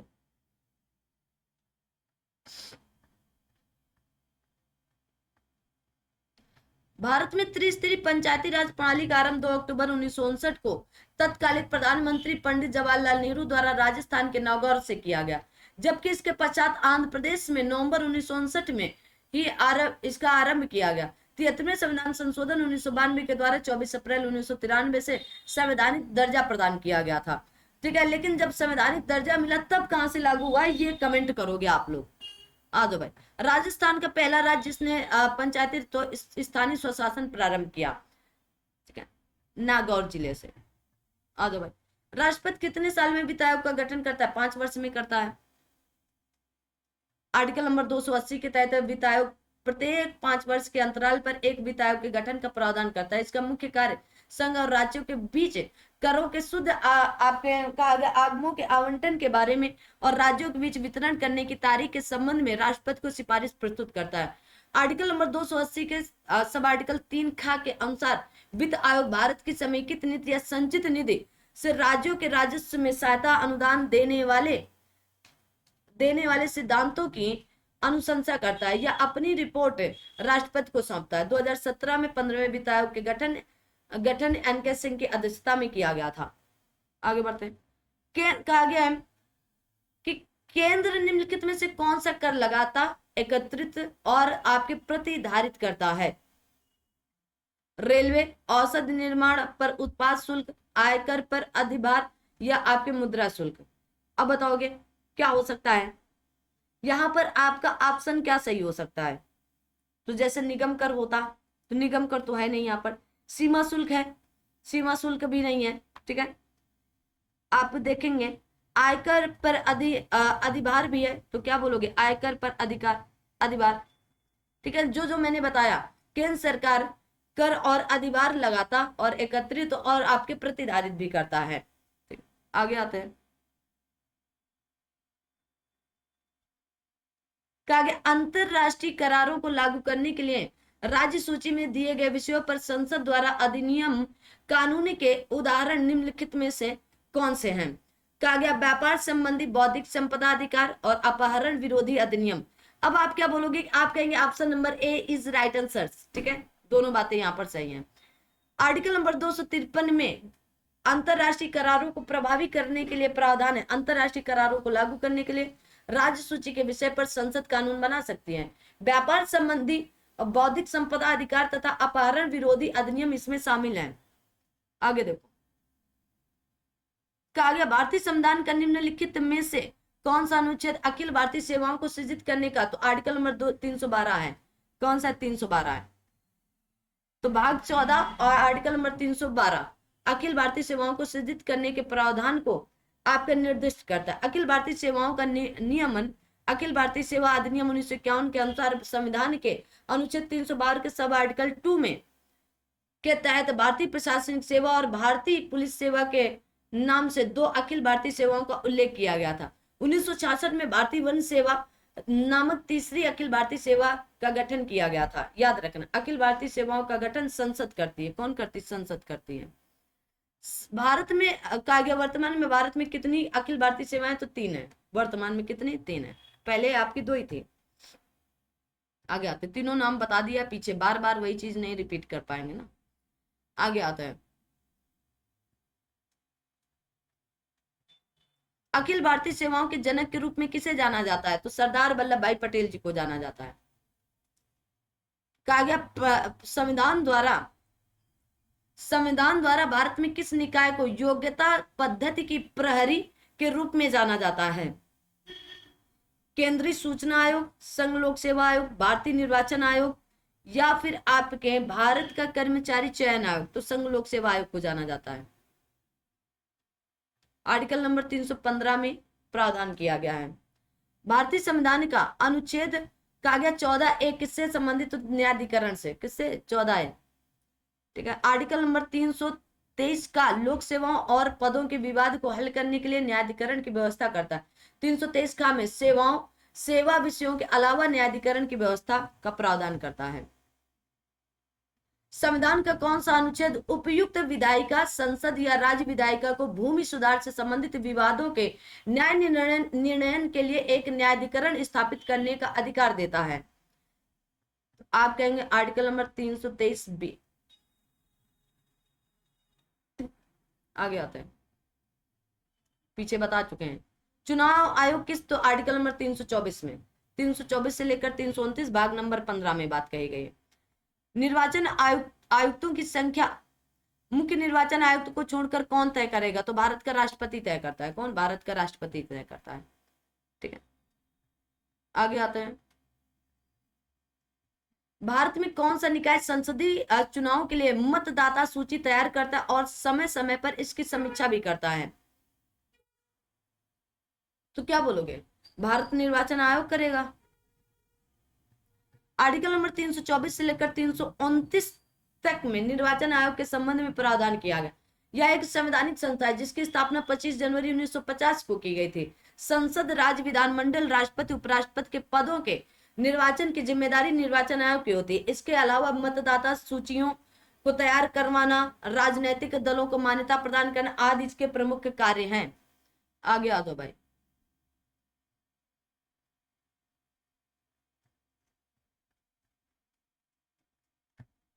कहा गया कौन सा गठन भारत में राजनीतिक दलों को मान्यता देता है? भारत निर्वाचन आयोग देता है, अभी तो बताया जस्ट। आगे आ दो भाई। किस वर्ष में सुप्रीम कोर्ट ने यह कहते हुए चुनाव लड़ने वाले उम्मीदवारों को अस्वीकार करने के मतदाताओं के अधिकार को सही ठहराया कि यह देश की राजनीतिक प्रणाली के अपमार्जन में एक लंबा रास्ता तय करेगा? किस वर्ष? 2014 में, 2009 में, 2011 में या फिर आपके 2013 में? किस वर्ष ये बात कही गई थी? पीछे जब डिटेल पढ़ाई वहां पर बहुत इत्मीनान से मैंने इन सब चीजों को बता रखा है। तो क्या बोलोगे, किसमें कहा गया है? सर्वोच्च न्यायालय ने। तो आप कहोगे 2013 में। कब? 2013 में। तो 2013 में, ठीक है। बाद में उच्चतम न्यायालय ने यह कहते हुए चुनाव लड़ने वाले सभी उम्मीदवारों को अस्वीकार करने के मतदाताओं के अधिकार को सही ठहराया। यह देश की राजनीतिक प्रणाली के अपमार्जन में एक लंबा रास्ता तय करेगा। इसी के तहत नोटा का प्रावधान किया, जिसका अर्थ नन ऑफ द एबव, अर्थात उपयुक्त किसी उम्मीदवार को वोट नहीं देने का है। भारत में पहली बार किस विधानसभा क्षेत्र में इलेक्ट्रॉनिक वोटिंग मशीन का उपयोग किया गया? तो आप कहोगे केरल में। कहां पर? केरल में। 1982 में केरल में कहा गया। आपका पारूर विधानसभा निर्वाचन क्षेत्र में प्रयोग किया गया था 1982 में, ईवीएम मशीन जिसको बोलते हैं। निम्नलिखित में से किस चुनाव में नोटा विकल्प की अनुमति दी गई थी? राज्यसभा चुनाव, उपराष्ट्रपति चुनाव, किसमें दिया गया था? अभी जस्ट पीछे मैंने बता रखा है, अब बताओगे आप सभी लोग नोटा का, ठीक है? बताएंगे? आगे आ दो भाई। आप कहेंगे लोकसभा चुनाव में। कहां पर? लोकसभा चुनाव में कहा गया नोटा अर्थात नन ऑफ द एबव, जिसका अर्थ इनमें से कोई नहीं है। भारत में नोटा के विकल्प का उपयोग पहली बार सर्वोच्च न्यायालय ने 2013 में दिए गए एक आदेश के बाद शुरू हुआ। विदित हो कि पीपल यूनियन फॉर सिविल आपका कहा गया लिबर्टीज बनाम भारत संघ मामले में शीर्ष न्यायालय ने आदेश दिया था कि जनता को मतदान के लिए नोटा का विकल्प भी उपलब्ध कराया जाए। नोटा के विकल्प की अनुमति लोकसभा एवं विधानसभा चुनाव में है। भारतीय संविधान के निम्नलिखित में से किस अनुच्छेद के तहत राष्ट्रीय अनुसूचित जाति आयोग की स्थापना? आर्टिकल नंबर 338 के तहत, है ना। और आर्टिकल नंबर 338 का के तहत राष्ट्रीय अनुसूचित जनजाति आयोग का गठन किया गया था। ये भी याद रखना है। राष्ट्रीय अनुसूचित जाति आयोग एक कहा गया संवैधानिक निकाय, सांविधिक निकाय नहीं, संवैधानिक निकाय है, ठीक है। कहा गया राष्ट्रीय पिछड़ा वर्ग आयोग के अध्यक्ष और अन्य सदस्यों की नियुक्ति कौन करता है? तो केंद्रीय सामाजिक न्याय एवं अधिकारिता मंत्री, या फिर आप कहेंगे भारत के राष्ट्रपति के द्वारा की जाती है।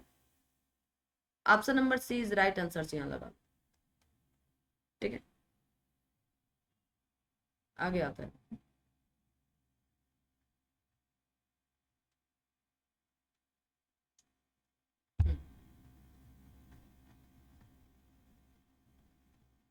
एक सौ 2वां संविधान संशोधन अधिनियम 2018 राष्ट्रीय पिछड़ा वर्ग आयोग को संवैधानिक दर्जा प्रदान करता है। राष्ट्रीय पिछड़ा वर्ग आयोग की संरचना में आयोग के 5 सदस्य होते हैं, जिनमें एक अध्यक्ष, उपाध्यक्ष, 3 अन्य सदस्य शामिल हैं। इनकी नियुक्ति राष्ट्रपति द्वारा की जाती है। किसके द्वारा? राष्ट्रपति के द्वारा।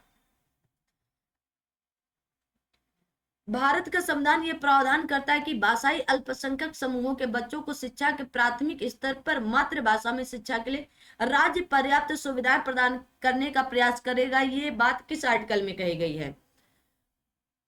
आर्टिकल नंबर 350 में, 350 बी में, या आर्टिकल नंबर 350 ए में? कहां पर? 350 ए में कही गई, बी में नहीं कही गई, गलती मत कर देना।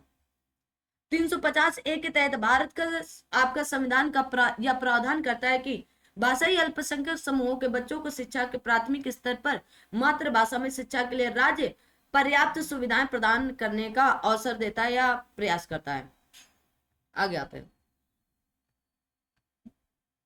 संविधान के अनुच्छेद 352 के सब आर्टिकल 6 के तहत राष्ट्रपति द्वारा घोषित एक राष्ट्रीय आपातकाल को संसद के दोनों सदनों द्वारा किस प्रकार की स्वीकृति किया जाना चाहिए? बताएंगे? तो आप कहोगे कि एक विशेष बहुमत जो उस प्रस्ताव के पक्ष में है वे उपस्थित सदस्यों का 2/3 और मतदान करे तथा उस सदन की कुल सदस्य संख्या का बहुमत हिस्सा हो। आगे आते हैं। आर्टिकल नंबर 356 के सब आर्टिकल में यह बात कही गई है। चलो आगे बढ़ते हैं। क्वेश्चन नंबर 308 आता है। भारत के राष्ट्रपति ने बीजी खेर की अध्यक्षता में एक राजभाषा आयोग की नियुक्ति किस वर्ष की थी? तो 1955 में किया था। कब? 1955 में।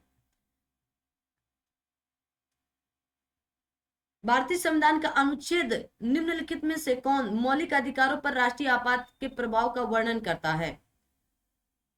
आप कहोगे आर्टिकल नंबर 358 और 359। 358 के तहत राष्ट्रीय आपात को लागू होने पर आर्टिकल 19 प्रदत्त मूल अधिकार स्वयं निलंबित हो जाता है। ठीक है, याद रखना। अनुच्छेद 359 के तहत राष्ट्रीय आपातकाल के लागू होने पर भाग 3 द्वारा प्रदत्त सभी मूल अधिकार सिवाय 20 और 21 को छोड़ करके निलंबित किया जा सकता है या किया जा सकता है। भारतीय संविधान का कौन सा अनुच्छेद केंद्र पर यह सुनिश्चित करने के लिए एक कर्तव्य निर्धारित करता है कि प्रत्येक राज्य की सरकार संविधान के प्रावधानों के अनुसार चलती हैं?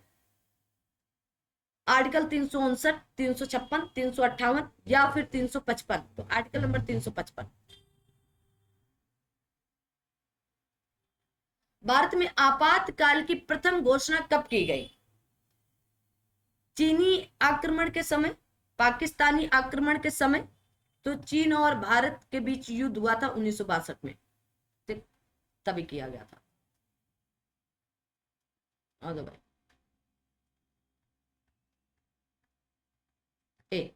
कहा गया भारत में आपातकाल की प्रथम घोषणा भारत पर चीन द्वारा आक्रमण की स्थिति में की गई।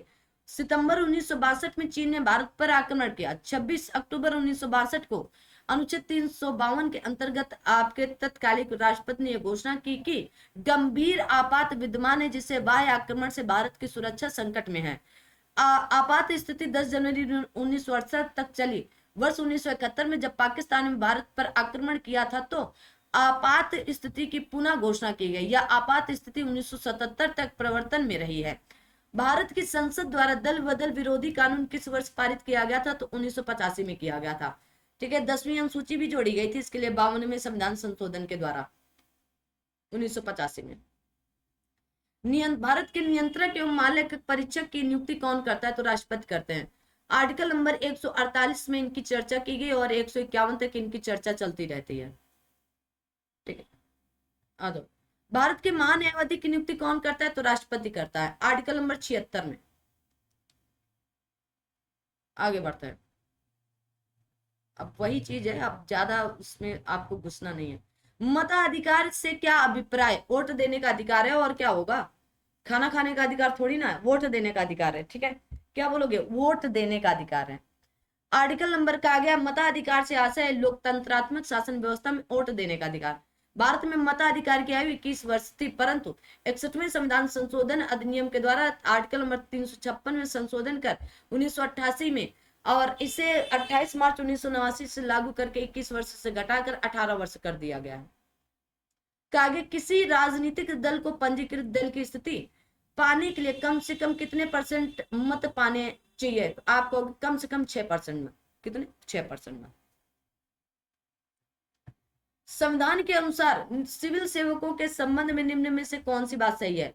अनुच्छेद 311 अखिल भारतीय सिविल सेवाओं शाखाओं की स्थापना के संबंध में वर्णन करता है। संविधान का अनुच्छेद 312 इन्हें राजनीतिक रूप से प्रेरित या आपके प्रति हिंसाशील कार्यवाही से बचाता है। अब बताओ कि क्या है? तो ये बात तो गलत है पूरी तरह से, है ना? और तो क्या ये भी बात गलत होगी क्या? बताएंगे तो आप कहोगे ये बात आपकी सही नहीं है, तो दोनों बातें यहाँ पर गलत है। ठीक है, आ जाओ। 311 में संघ और राज्य के अधीन सिविल हैसियत में नियोजित व्यक्तियों का पदच्युत किया जाना, पद से हटाया जाना या आपके अवनत किया जाना उपबंधित है। अनुच्छेद 312 में अखिल भारतीय सेवाओं के संबंध में वर्णन किया गया है। अभी तो पढ़ा है जस्ट पीछे ना। आ जाए भाई, आगे देखो।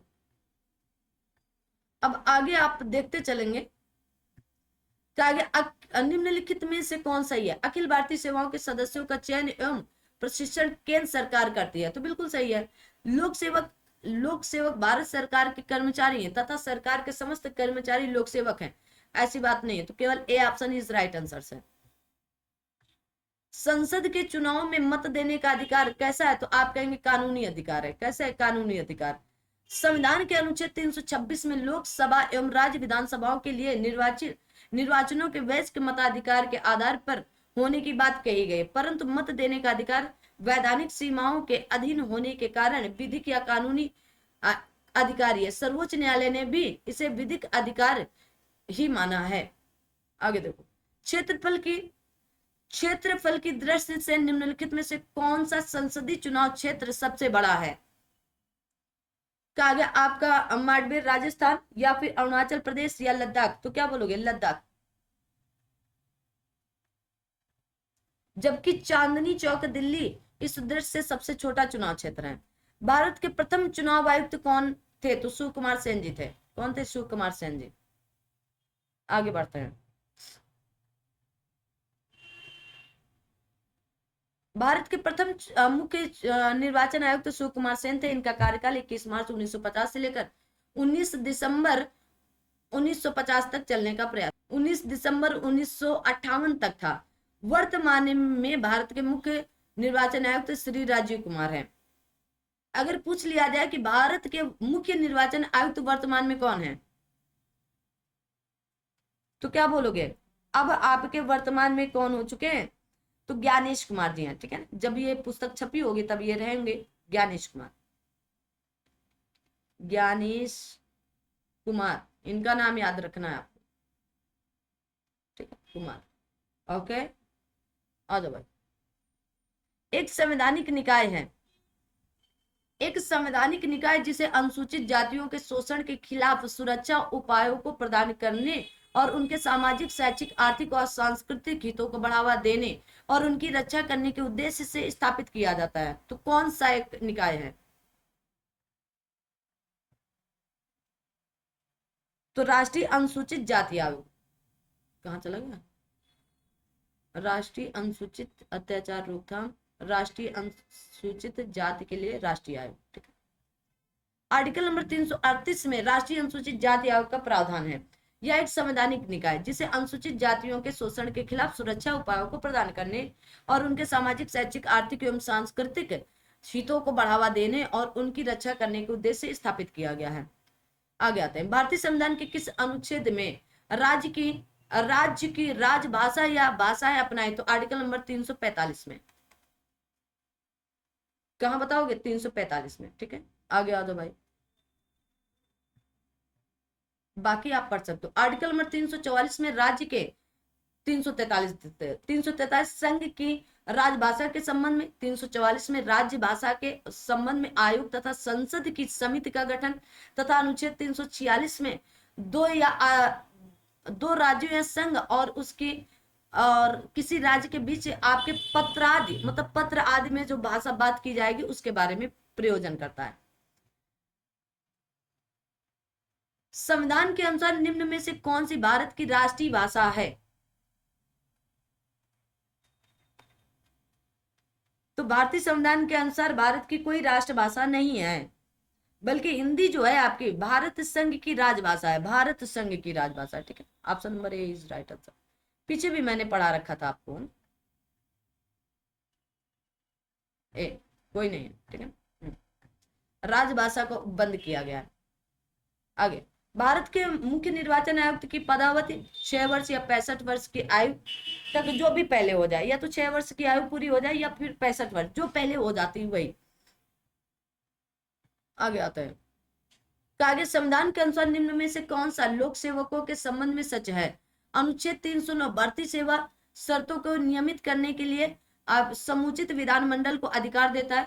अनुच्छेद 311 कहता है कि अखिल भारतीय सेवाओं का कोई भी सदस्य नियुक्त करने वाले अधिकारियों के किसी अधीनस्थ अधिकारी द्वारा हटाया निकाला नहीं जा सकता है। तो आप यहाँ पर कहेंगे option number C is right answer. दोनों बातें सही हैं। आगे आते हैं, चलिए तो आगे आते हैं, फटाफट देख लेते हैं। कहा गया भारत के मुख्य चुनाव आयुक्त को नियुक्त किया जाता है किसके द्वारा? तो आप कहोगे राष्ट्रपति के द्वारा। ठीक है, अब चुनाव आयुक्त तो आप कहेंगे भारतीय संविधान के अनुच्छेद 324 के सब आर्टिकल 2 के अनुसार भारत के निर्वाचन आयोग के मुख्य चुनाव आयुक्त तथा अन्य चुनाव आयुक्तों की नियुक्ति संसद द्वारा बनाई गई विधि के अधीन राष्ट्रपति द्वारा की जाती है। भारत का संविधान निम्नलिखित अनुच्छेदों में से किस एक के अंतर्गत एक निर्वाचन आयोग का प्रावधान? तो आर्टिकल नंबर 324 में बताया गया। आर्टिकल नंबर 324 से लेकर आर्टिकल नंबर 329 तक इसकी चर्चा की गई है। भाग नंबर पूछ ले तो भाग नंबर 15 में।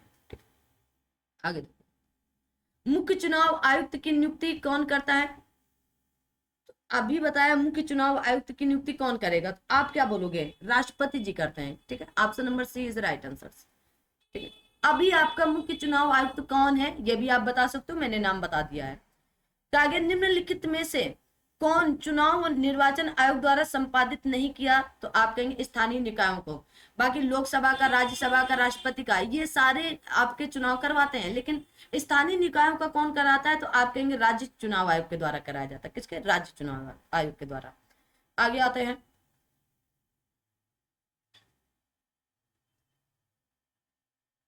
संसद, राज्य विधानमंडलों तथा राष्ट्रपति एवं उपराष्ट्रपति का चुनाव संविधान के अनुच्छेद 324 के तहत निर्वाचन आयोग द्वारा संपादित किया जाता है, जबकि अनुच्छेद 243 के अनुच्छेद 243 जेड ए के तहत पंचायतों एवं नगर पालिकाओं अर्थात स्थानीय निकायों का चुनाव राज्य निर्वाचन आयोगों द्वारा कराया जाता है। ठीक है, किसके द्वारा? राज्य निर्वाचन आयोगों के द्वारा कराया जाता है, इनको याद रखना है आप।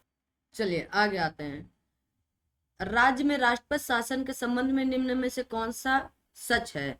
जब किसी राज्य में राष्ट्रपति शासन को लागू किया जाता है तो संसद को उस राज्य के संबंध में राज्य सूची में दिए गए किसी भी मामले के संबंध में कानून बनाने का अधिकार होता है। आर्टिकल नंबर 249 बता रहा है। कहा गया राष्ट्रपति शासन के तहत किसी राज्य में संसद द्वारा बनाया गया कानून राष्ट्रपति शासन के बाद भी प्रभावशाली रहता है। क्या ये बात सच है कि नहीं सच है? तो आप कहेंगे पी और क्यू दोनों सही हैं। क्या बोलोगे? पी और क्यू दोनों सही। Option number A is right answer. अब ये सारी बातें हम बता चुके हैं। किसी भी राज्य में राष्ट्रपति शासन के संदर्भ में निम्नलिखित में से कौन सा कथन सही है? राष्ट्रपति शासन किसी भी समय राष्ट्रपति द्वारा वापस लिया जा सकता है, बिल्कुल सही है। राष्ट्रपति शासन के खंडन के लिए कहा गया संसद का अनुमोदन अनिवार्य नहीं भाई, संसद का अनुमोदन अनिवार्य नहीं है। तो क्या बोलोगे? Option number D is right answer. आगे आते हैं, कहा गया राष्ट्र भारतीय संविधान के अनुच्छेद 356 के अनुसार राष्ट्रपति शासन किसी भी समय राष्ट्रपति द्वारा वापस लिया जा सकता है।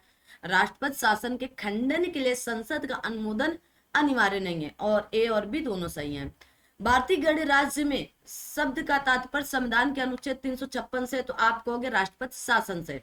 किससे? राष्ट्रपति शासन से। आगे देखेंगे, राष्ट्रपति का गया शासनाधीन राज्य का बजट किसके समक्ष प्रस्तुत किया जाता है? तो लोकसभा के प्रति। किसके प्रति प्रस्तुत किया जाता है? तो लोकसभा के प्रति। ओके, भारतीय संविधान की समवर्ती सूची की अवधारणा किस देश से ली गई? तो ऑस्ट्रेलिया से। समवर्ती सूची कहां से? ऑस्ट्रेलिया से ली गई है। भारतीय संविधान की समवर्ती सूची की धारणा ऑस्ट्रेलिया के संविधान से ली गई। वर्तमान अनुसूची में समवर्ती सूची में कितने विषय हैं? तो 52 विषय हैं। ठीक है, भारत के संविधान में कितनी अनुसूचियां हैं? तो आप कहोगे 12 अनुसूचियां हैं। पहले कितनी हुआ करती थी? 8 हुआ करती थी मूल संविधान में। फिर 9वीं अनुसूची, 10वीं अनुसूची, 11वीं अनुसूची, 12वीं अनुसूची अलग से जोड़ी गई, जिसमें से आप देखेंगे 9वीं अनुसूची पहले संविधान संशोधन, 10वीं अनुसूची 52वें संविधान संशोधन, 11वीं अनुसूची 73वें संविधान संशोधन और 12वीं अनुसूची 74वें संविधान संशोधन के द्वारा जोड़ी गई। आगे आते हैं, अब देखेंगे आप सभी लोग यहां से, वर्तमान में भारत के संविधान में कुल 12 अनुसूचियां हैं। मूल अनुसूची में केवल 8 अनुसूचियां थी। नवीन का गया समाविष्ट अनुसूचियां 9वीं, 10वीं, 11वीं, 12वीं है ना। और इसमें कुछ अधिनियमों और विनियमों का आगे विधिमानीकरण है 9वीं अनुसूची में। 10वीं में दल बदल है, 11वीं में पंचायती राज और 12वीं में नगर निकायों से संबंधित है। राज्य और केंद्र शासित प्रदेशों की सूची भारत के संविधान की किसमें? तो पहली अनुसूची में उल्लेखित है। ठीक है, याद रखना। भाग नंबर 1 और अध्याय नंबर B1, अनुसूची नंबर B1 और अनुच्छेद नंबर 1 से लेकर 4 तक बात कही गई। पहली अनुसूची राज्य एवं केंद्र शासित प्रदेशों की सूची का उल्लेख है। वर्तमान में 28 राज्य और 8 केंद्र शासित प्रदेश हैं। जम्मू और कश्मीर को राज्य का दर्जा समाप्त कर उसे जम्मू और कश्मीर और लद्दाख नामक 2 केंद्र शासित प्रदेशों में विभाजित किया गया। दादर और नागर हवेली और दमन और दीव संघ राज्य क्षेत्र को एकीकृत कर दिया गया है। नहीं तो 9 होते, लेकिन 26 जनवरी 2020 को इनको एक में सम्मिलित कर दिया गया, तो एक ही हो गया। तो वर्तमान में कितने? 8 हैं। भारतीय संविधान की 8वीं अनुसूची में कौन सी भाषाएं बाद में जोड़ी गई? तो अंग्रेजी, सिंधी, मराठी, संस्कृत। अब आपको पढ़ना पड़ेगा ना, संस्कृत पहले से ही थी। ठीक है, तो संस्कृत।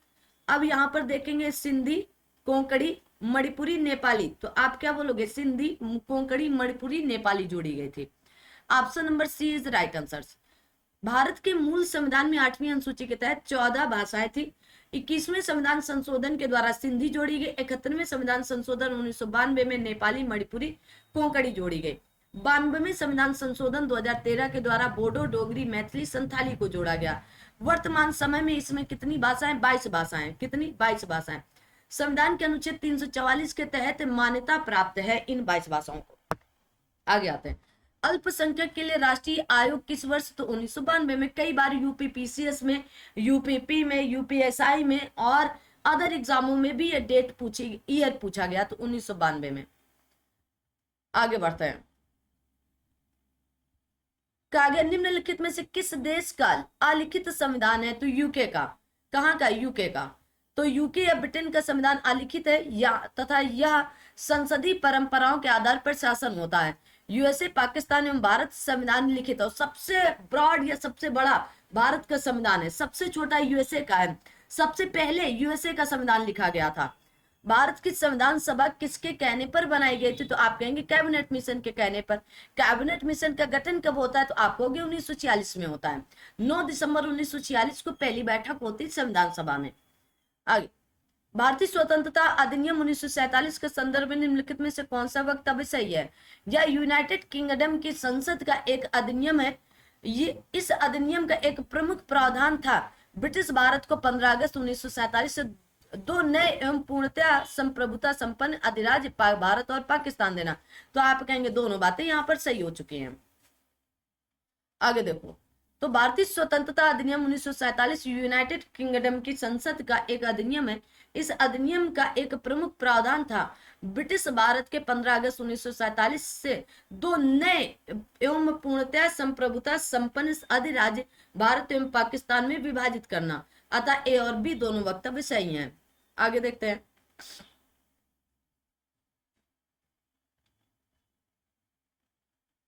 आ जाइए। भारत की संविधान सभा का अध्यक्ष कौन है? तो आप कहेंगे आपके डॉक्टर राजेंद्र प्रसाद जी थे। कौन? डॉक्टर राजेंद्र। अगर ये ऐसे ही प्रश्न होता और इसमें डॉक्टर सच्चिदानंद सिन्हा होते तो वही मारते हैं हम लोग, ठीक है, ये याद रखना, ठीक है। तो संविधान सभा के अध्यक्ष डॉक्टर राजेंद्र प्रसाद थे। 9 दिसंबर 1946 को संविधान सभा द्वारा सच्चिदानंद सिन्हा को अस्थायी अध्यक्ष चुना गया था। 11 दिसंबर 1946 को डॉक्टर राजेंद्र प्रसाद संविधान सभा के स्थायी अध्यक्ष चुने गए थे। लेकिन अगर डॉक्टर सच्चिदानंद सिन्हा होते ऑप्शन में तो हमें क्या पता था अस्थायी पूछ रहा है या स्थायी पूछ रहा है, क्योंकि ये बात तो इंक्लूड करनी पड़ेगी एग्जामिनर को, तभी हम स्पष्ट रूप से बता पाएंगे। भारत के प्रथम राष्ट्रपति अगर पूछ लिया जाए तो आप कहेंगे डॉक्टर राजेंद्र प्रसाद जी रहे। भारत पूर्णतः संप्रभु लोकतांत्रिक गणराज्य कब बना? तो 26 नवंबर 1949 को बनकर तैयार हुआ था। कब? तो आप कहोगे 26 नवंबर 1949 को बनकर तैयार हुआ था। अगर पूछ लिया जाए लागू कब होता है तो 26 जनवरी 1950 को संविधान हमारा लागू होता है। संविधान की उद्देशिका या प्रस्तावना का संशोधन कितनी बार? तो अभी तक एक बार किया गया है।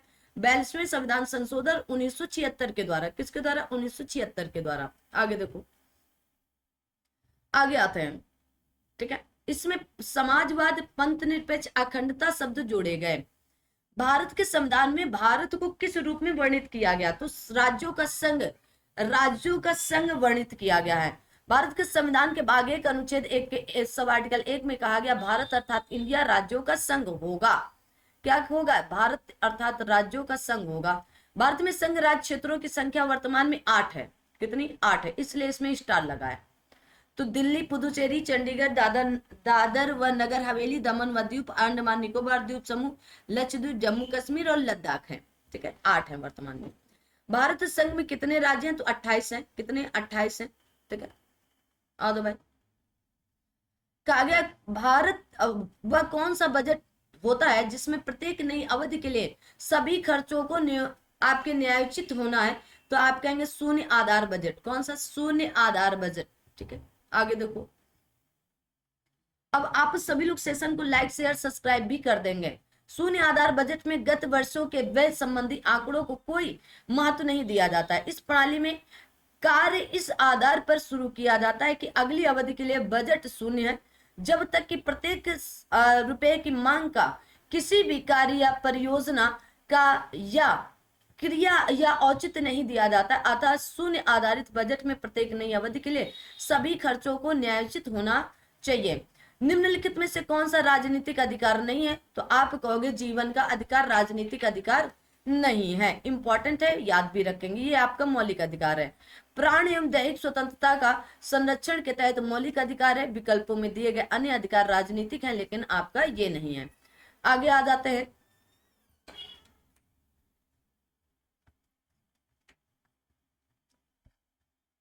आगे निम्नलिखित में से किस ईस्वी सन में भारतीय नागरिकों के लिए मौलिक कर्तव्य जोड़े गए? तो 1976 में 42वें संविधान संशोधन के द्वारा सरदार स्वर्ण सिंह की समिति के द्वारा 3/1/1977 से लागू है। भारतीय संविधान में भाग नंबर 4 का आर्टिकल नंबर 51 का जोड़कर भारतीय नागरिकों के 10 मौलिक कर्तव्य शामिल किए गए थे, जिनकी संख्या 86वें संविधान संशोधन 2002 के बाद से 11 हो गई है।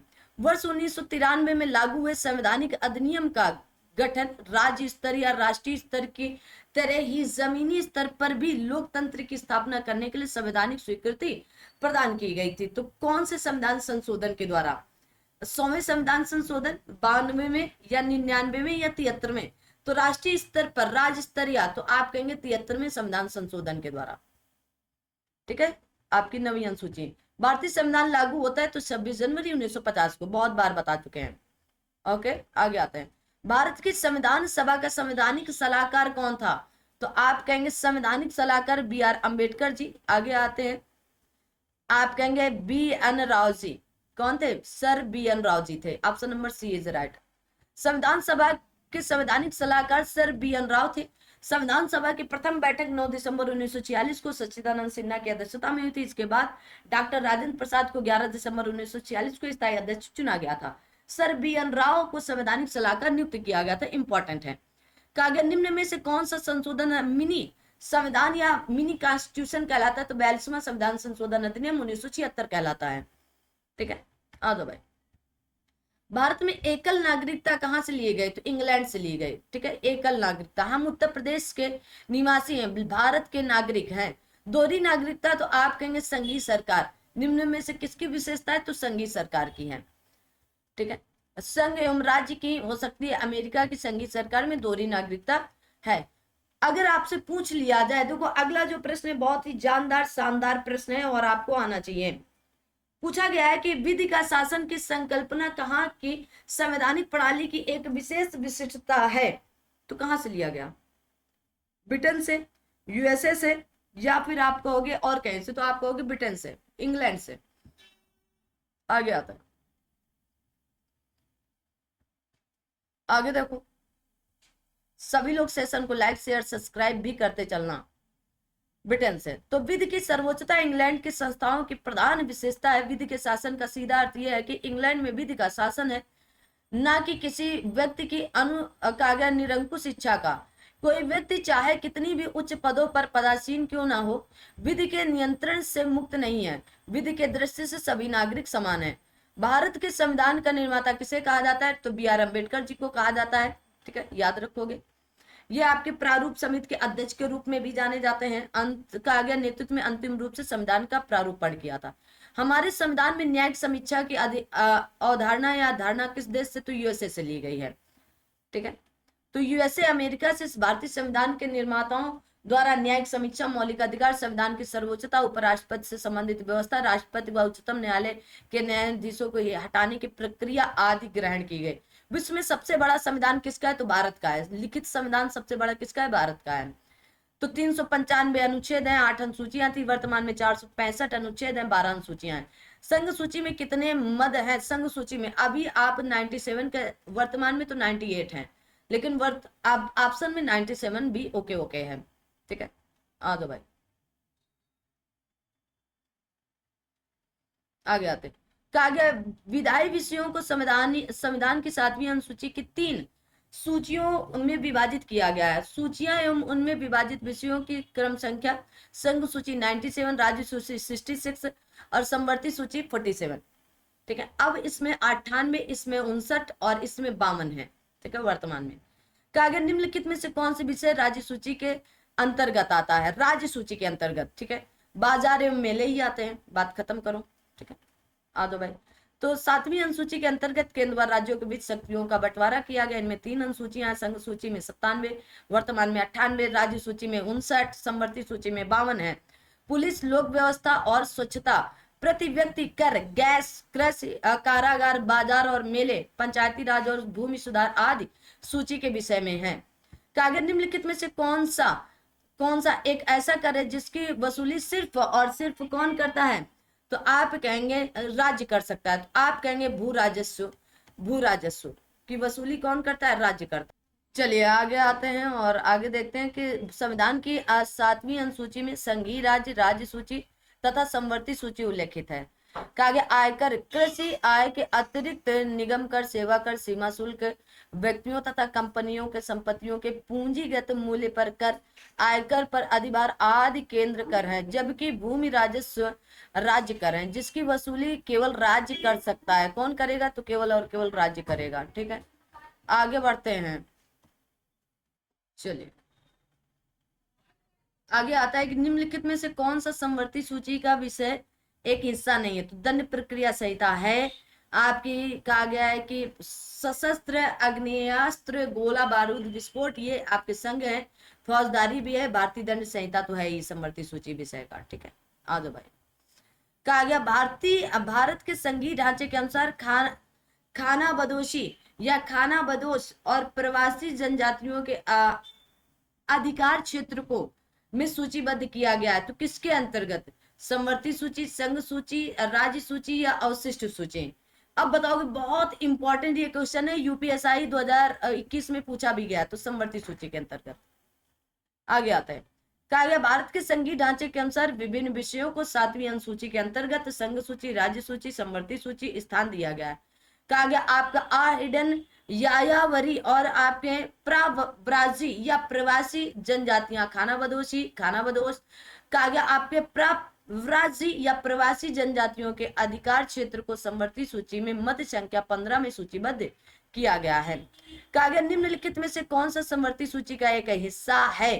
तो कृषि, कहा गया कृषि आय पर कर, शेयर बाजार पर आपका कहा गया वायदा, तो दिवालियापन और ऋण दोषण ये आपका समवर्ती सूची का विषय है। ठीक है, ये नहीं है, अरे वो तो मैंने ऐसे टिक किया ना, इसको याद रखना है, ये है। ठीक है, सी आंसर आगे आते हैं।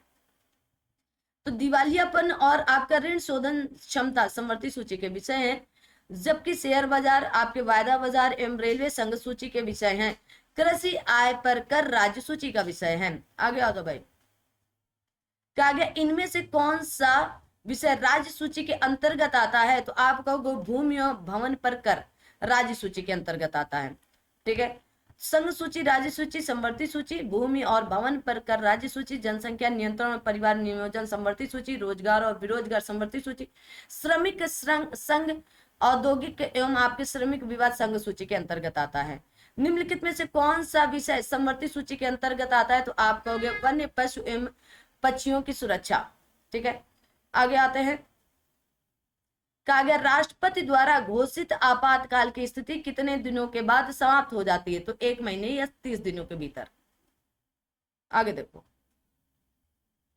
1 महीने के भीतर। ठीक है, आगे आता है।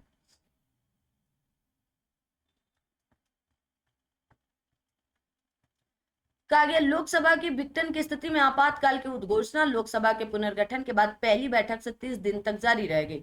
यदि इस दौरान राज्यसभा द्वारा इसका अनुमोदन कर दिया गया हो, अर्थात नए लोकसभा के पुनर्गठन से 30 दिन के अंदर लोकसभा से अनुमोदन हो जाना चाहिए। संसद के दोनों सदनों से अनुमोदन के पश्चात आपातकाल 6 माह तक जारी रहेगा तथा प्रत्येक 6 माह में संसद के अनुमोदन से इसे आगे भी जारी रखा जा सकता है।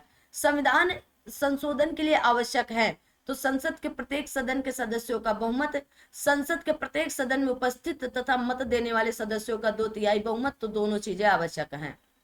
आगे आता है, और ये बातें कई बार बता चुके हैं तो ज्यादा डिटेल में नहीं पढ़ने का।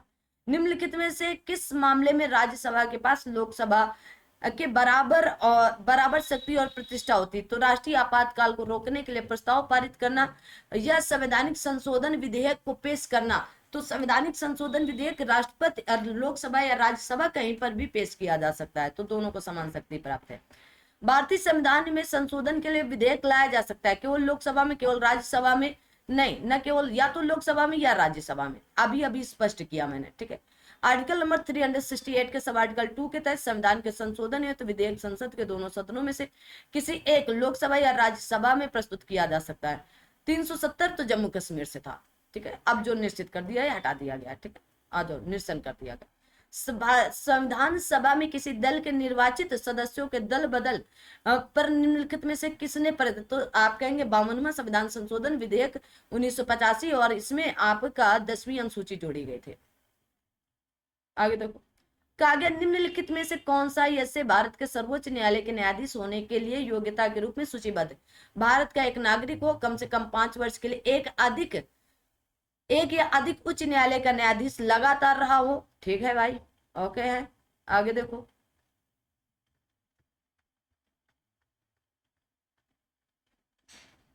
आगे किसी उच्च न्यायालय में एक वकील के रूप में कम से कम 10 वर्ष रहा हो, बिल्कुल सही है, ठीक है। एक प्रतिष्ठित कानूनविद राष्ट्रपति की राय में रहा हो, यह भी सही है।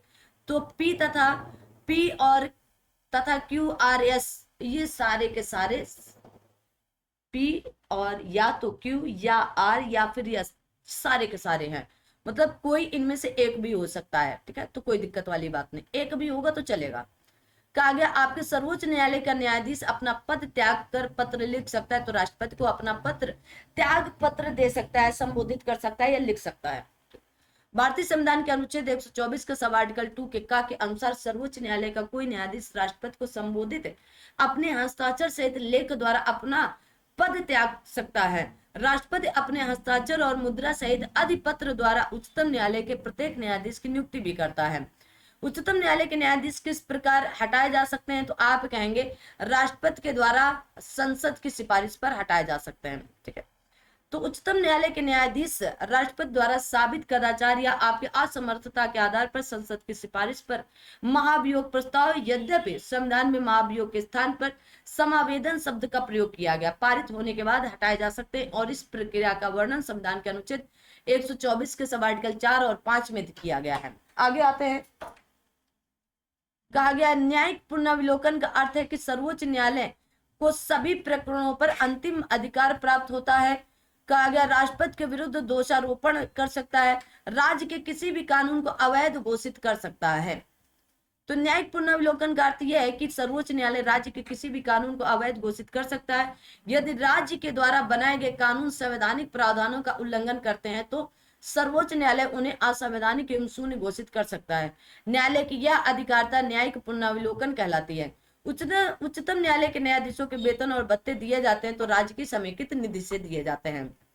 आगे देखते हैं, कहा गया आर्टिकल नंबर 202 के सब आर्टिकल 3 के घ के अनुसार उच्च न्यायालय के न्यायाधीशों के वेतन एवं भत्ते राज्य की संचित या समेकित निधि से दिए जाते हैं, किंतु आर्टिकल नंबर 112 के सब आर्टिकल 3 के घ के 3 के तहत इन्हें पेंशन भारत सरकार की संचित निधि से दी जाती है। ये बहुत इंपॉर्टेंट है, RO PCS में भी कई बार पूछा जा चुका है। भारत में उच्च न्यायालयों की संख्या वर्तमान में 25 है, कितनी 25 है, ठीक है, पहले 24 हुआ करते थे। केंद्र शासित प्रदेश अंडमान निकोबार द्वीप समूह के न्यायाधीश क्षेत्र में आते हैं, तो आप कहेंगे आंध्र प्रदेश या चेन्नई या कलकत्ता या फिर आपके उड़ीसा, तो आप कहेंगे आपके कलकत्ता न्यायाधीश के अंतर्गत या कलकत्ता उच्च न्यायालय के अंतर्गत। आगे आता है, बहुत ध्यान से पढ़ना ना, मन से। केंद्र शासित प्रदेश अंडमान और निकोबार द्वीप समूह कलकत्ता उच्च न्यायालय के न्यायाधीश क्षेत्र में आता है। संसद और राज्य विधानमंडलों के चुनाव के संबंध में चुनाव याचिका के सामने दायर की जा सकती है, तो कहां पर, सर्वोच्च न्यायालय पर। कहां पर जाओगे, सर्वोच्च न्यायालय पर। अच्छा विधानमंडल, ओके, तो राज्य उच्च न्यायालय पर। कहां पर, राज्य उच्च न्यायालय पर, ठीक है, आ जाओ भाई।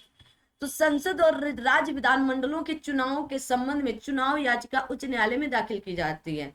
याचिका चुनाव के दौरान कोई भ्रष्ट प्रक्रिया अपनाने के कारण पेश की जा सकती है। यदि सिद्ध हो जाए तो उच्च न्यायालय को यह शक्ति प्राप्त है कि वह सफल उम्मीदवार का चुनाव रद्द घोषित कर दे। प्रभावित पक्ष को उच्च न्यायालय के आदेश के विरुद्ध उच्चतम न्यायालय में अपील करने का अधिकार होता है। सर्वोच्च न्यायालय के न्यायाधीश की सर्वोच्च तो 65 वर्ष की आयु में सेवानिवृत्त या आप पदच्युत होते हैं। तो आर्टिकल नंबर 124 के सब आर्टिकल 2 के अनुसार सर्वोच्च न्यायालय के न्यायाधीशों की सेवानिवृत्त 65 वर्ष में। उच्चतम न्यायालय के न्यायाधीश को शपथ कौन दिलाता है, तो राष्ट्रपति दिलाते हैं। कौन दिलाते हैं, राष्ट्रपति दिलाते हैं भाई, ठीक है। आ जाओ भाई, आगे आता है,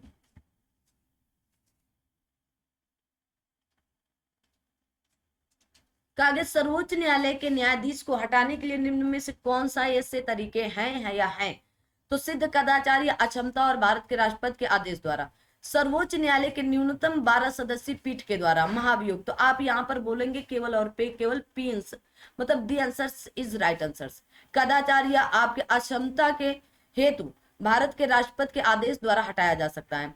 भारतीय संविधान का अंतिम व्याख्याता कौन है? तो सर्वोच्च न्यायालय है। कौन होगा? उच्चतम न्यायालय होगा। ठीक है। भारतीय संविधान का अभिरक्षक कौन है? तो सर्वोच्च न्यायालय है। तो भारत का मुख्य न्यायाधीश होगा, अब सर्वोच्च न्यायालय नहीं है, तो इन्हीं को सही माना जाएगा। ठीक। तो भारतीय संविधान के अभिरक्षक के रूप में न्यायपालिका, सर्वोच्च न्यायालय एवं अन्य अदालत को स्वीकार किया गया, किंतु उपयुक्त विकल्पों में भारत का मुख्य न्यायाधीश अभीष्ट उत्तर होगा। ओके, आ जाओ भाई, आगे आता है, देखते हैं।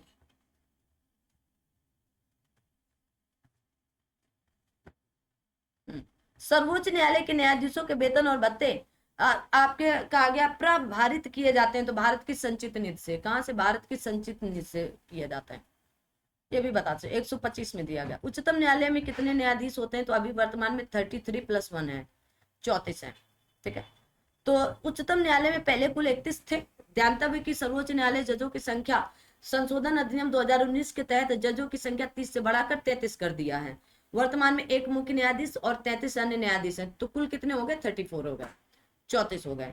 आगे, यदि राष्ट्रपति और उपराष्ट्रपति दोनों का पद खाली हो तो ऐसे में राष्ट्रपति के दायित्व को भारत के मुख्य न्यायाधीश निर्वहन करेंगे। कौन निर्वहन करेगा? भारत का मुख्य न्यायाधीश निर्वहन करेगा। ठीक है, याद रखो, अगर वो नहीं होगा तो आपका वरिष्ठ न्यायाधीश करेगा। देखो, अब बहुत बार ये चीजें बता चुके हैं ना, तो बहुत अंदर तक जाना मुश्किल नामुमकिन है मेरे लिए। अभी आगे कहा गया, भारतीय संविधान के किस अनुच्छेद में अनुसूचित जातियों और अनुसूचित जनजातियों के आरक्षण का प्रावधान किया गया? तो आर्टिकल नंबर 335 में। कहां पर दिया गया? आर्टिकल नंबर 335 में अनुसूचित जातियों अनुसूचित जनजातियों के लिए आरक्षण का प्रावधान किया गया। 315 में संघ और राज्यों के लिए लोक सेवा आयोग होगा। आर्टिकल 365 में संघ द्वारा दिए गए निर्देशों को अनुपालन करने में या उनके प्रभावी करने में असफलता का प्रभाव तथा 375 संविधान के उपबंधों के अधीन रहते हुए न्यायालयों, प्राधिकारियों और अधिकारियों का कृत्य करते रहने का उल्लेख किया जाएगा। भारतीय संविधान के अनुच्छेद 5, 6, 7, 8, 9 लागू होगा। तो आप कहेंगे 26 नवंबर 1949 से ही लागू हो गए थे। ठीक है। तो आर्टिकल 394 में कहा गया है कि यदि यह अनुच्छेद 394, 5, 6, 7, 8, 9, 60, 324, 366, 367, 369, 379, सॉरी 380, 388, 391, 92, 93, 93, 26 नवंबर 1949 को तत्काल प्रभाव से लागू हो, जबकि शेष उपबंध 26 जनवरी 1950 को लागू हुए या प्रवत हुए। यह शब्द बड़ा इंपॉर्टेंट है, प्रवत होंगे। इस प्रकार अनुच्छेद 5, 6, 7, 8, 9 तथा 26 नवंबर 1949 को लागू, किंतु भारत का संविधान 26 जनवरी 1950 को लागू हुआ और इसे गणतंत्र दिवस के रूप में जाना जाता है। इसी 26 जनवरी को पहले हम 1930 से लेकर स्वतंत्रता तक या आपके संविधान लागू तक, इससे हम स्वतंत्रता दिवस तक, मतलब 15 अगस्त 1947 तक स्वतंत्रता दिवस के रूप में मनाते थे। जब संविधान लागू हुआ तो इसे हमने गणतंत्र दिवस कहा। ठीक है। संविधान का वो कौन सा एकमात्र हिस्सा है जिसे पूरी तरह से हटा दिया है? तो भाग 7 को हटा दिया गया है, निश्चित कर दिया गया है। आगे आते हैं।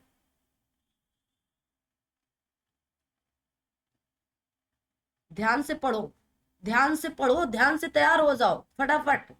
ठीक है ना, समय हो रहा है तो तैयार भी होते चलो, तैयार करते चलो अपना। ठीक है।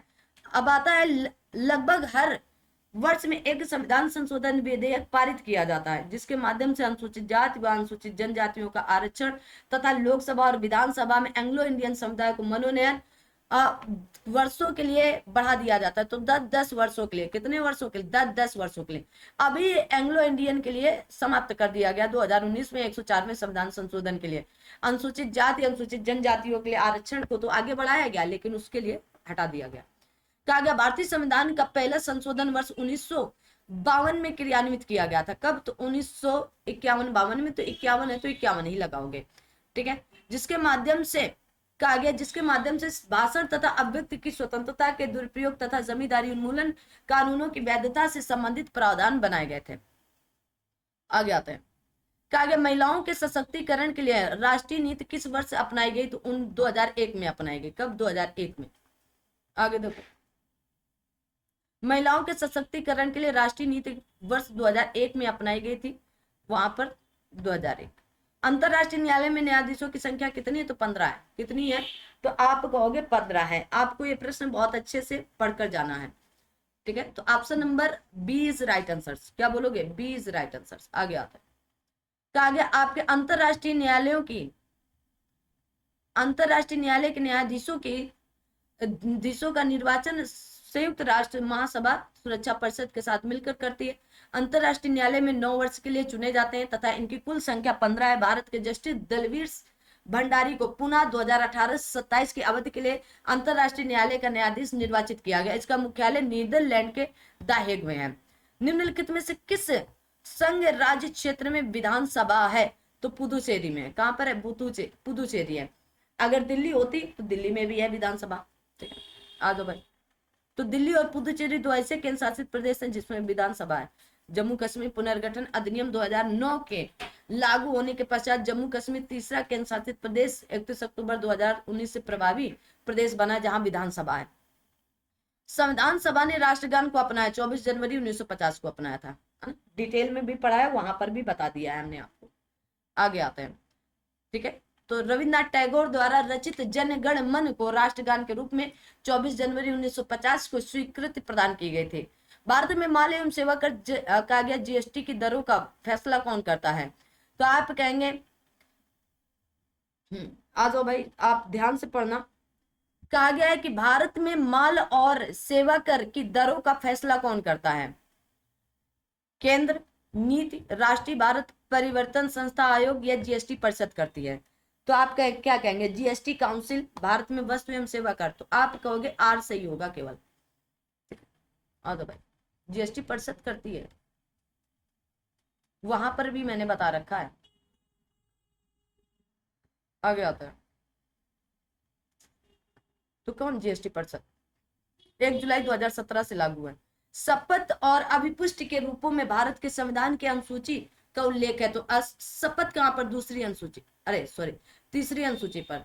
दूसरी अनुसूची पर तो वेतन की बात की गई। बाप बड़ा ना भैया, सबसे बड़ा रुपया। तो पहले वेतन दो तब शपथ लेंगे भैया, है ना। तो किसकी बात की गई? वेतन की बात की गई। आगे आते हैं, भारत में वर्तमान में भारतीय संविधान के भाग 21 के तहत कितने राज्यों में विशेष प्रावधान है? तो 12 राज्यों में। ये भी पढ़ा रखा है। कौन कौन से राज्य हैं ये भी दिया गया। तो भारतीय संविधान का भाग 21 अस्थायी संक्रमणकालीन और विशेष उपबंध के बारे में, इसके तहत भारत के कुछ राज्यों के संबंध में विशेष उपबंध दिया गया, जिनका संक्षिप्त विवरण 370 में जम्मू कश्मीर के संबंध में विशेष उपबंध अब समाप्त हो गया। 371 में महाराष्ट्र और गुजरात के संबंध में विशेष उपबंध, 371 का में नागालैंड के संबंध में, 371 का असम, 371 का मणिपुर, 371 का आंध्र प्रदेश और तेलंगाना, 371 चा सिक्किम से, 371 छा तो मिजोरम से, 371 जा अरुणाचल प्रदेश, 371 झा गोवा से, 371 यहाँ कर्नाटक राज्य से विशेष उपबंध दिए गए। इस प्रकार वर्तमान में कुल 12 राज्यों में विशेष उपबंध हैं। कितने? 12 राज्यों में। आगे बढ़ते हैं,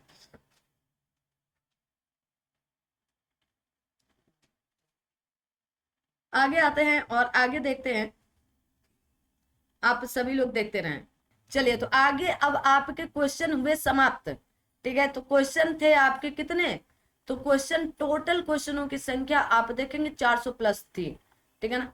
तो 403 थे। अब आगे कुछ नहीं है, खत्म, बाय बाय, है ना। तो आप सभी लोगों को हमने 403 क्वेश्चन पूरे क्वालिटी के कंप्लीट करा दिया है। अगर अभी तक आप लोगों ने इस सेशन को लाइक, शेयर, सब्सक्राइब नहीं किया तो कर लीजिएगा। पॉलिटी के इन क्वेश्चनों को जरूर एक बार देख लेना एग्जाम हॉल में बैठने से पहले। व्याख्या सहित मैंने इसीलिए कराया कि अगर कुछ चीजें जो क्वेश्चन के माध्यम से नहीं पूछी जा रही तो वो आपकी व्याख्या के माध्यम से पूछ ली जाती हैं। तो 403 क्वेश्चनों को कंप्लीट किया गया। तो अब क्लास कैसी लगी एक कमेंट बॉक्स में कमेंट करना अनिवार्य है। अगर टेलीग्राम चैनल ज्वाइन नहीं किया तो कर लीजिएगा। टेलीग्राम चैनल ज्वाइन करते ही वहां पर एक मैसेज पिन है, वो है हमारे इंस्टाग्राम की आईडी। इंस्टाग्राम पर आप हमें फॉलो कर लीजिएगा। इसकी पीडीएफ चाहते वहां मैसेज करिएगा, आपको पीडीएफ प्रोवाइड करा दी जाएगी, लेकिन आपको फॉलो करके ही मैसेज करना होगा, ठीक है। तो इंस्टाग्राम पर आप जाओ, फॉलो करो और वहां पर मैसेज कर दीजिएगा, पर्सनल मैसेज आप करिएगा। इसी नाम से आपका इंस्टाग्राम भी बना हुआ है, जिस नाम से ये चैनल है इसी नाम से आपका टेलीग्राम चैनल भी बना हुआ है, तो कोई टेंशन लेने वाली बात नहीं है। और कहीं पर भी किसी भी प्रकार हमारी तरफ से पेड कुछ भी नहीं है। जो भी पीडीएफ है, जो भी कुछ है, सब कुछ फ्री प्रोवाइड किया जा रहा है। फिलहाल तो अगर आप टेलीग्राम ज्वाइन कर लेंगे तो वहां पर भी बहुत चीजें दी गई हैं, क्योंकि घटना चक्र वालों ने पर्सनली मना कर रखा है कि आप पीडीएफ नहीं दे सकते हो, इसलिए ग्रुप में पीडीएफ नहीं डाला जा सकता है, नहीं तो ग्रुप में कॉपीराइट आ जाएगा। स्पष्टतया हम यहाँ पर आपको वर्णन करके बता दे रहे हैं। तो अगर आप पर्सनल मैसेज करते हो तो हम आपको पीडीएफ प्रोवाइड कर देंगे, दे देंगे, कोई इशू नहीं है। तो आप सभी लोग पर्सनल मैसेज इंस्टाग्राम पर फॉलो करिएगा, जाकर वहां पर मैसेज पिन है, टेलीग्राम पर चैनल पर, वहां से जाकर फॉलो करके एक मैसेज करना है कि आपको क्या चाहिए, कौन सी पीडीएफ चाहिए। घटना चक्र की केवल ऐसी पीडीएफ है जो नहीं दी जाती, बाकी जितने भी पब्लिकेशन के हैं वो सारी टेलीग्राम पर ही हम दे देते हैं, है ना, क्योंकि उनके द्वारा अलाउ है, लेकिन घटना चक्र ने अलाउ नहीं कर रखा है। ठीक है, तो आइए मिलेंगे नेक्स्ट क्लास में मूल विधि के साथ। तब तक आप लोग अपना और अपने साथ सभी अपनों का ध्यान रखना, और क्लास कैसी लगी इसके बारे में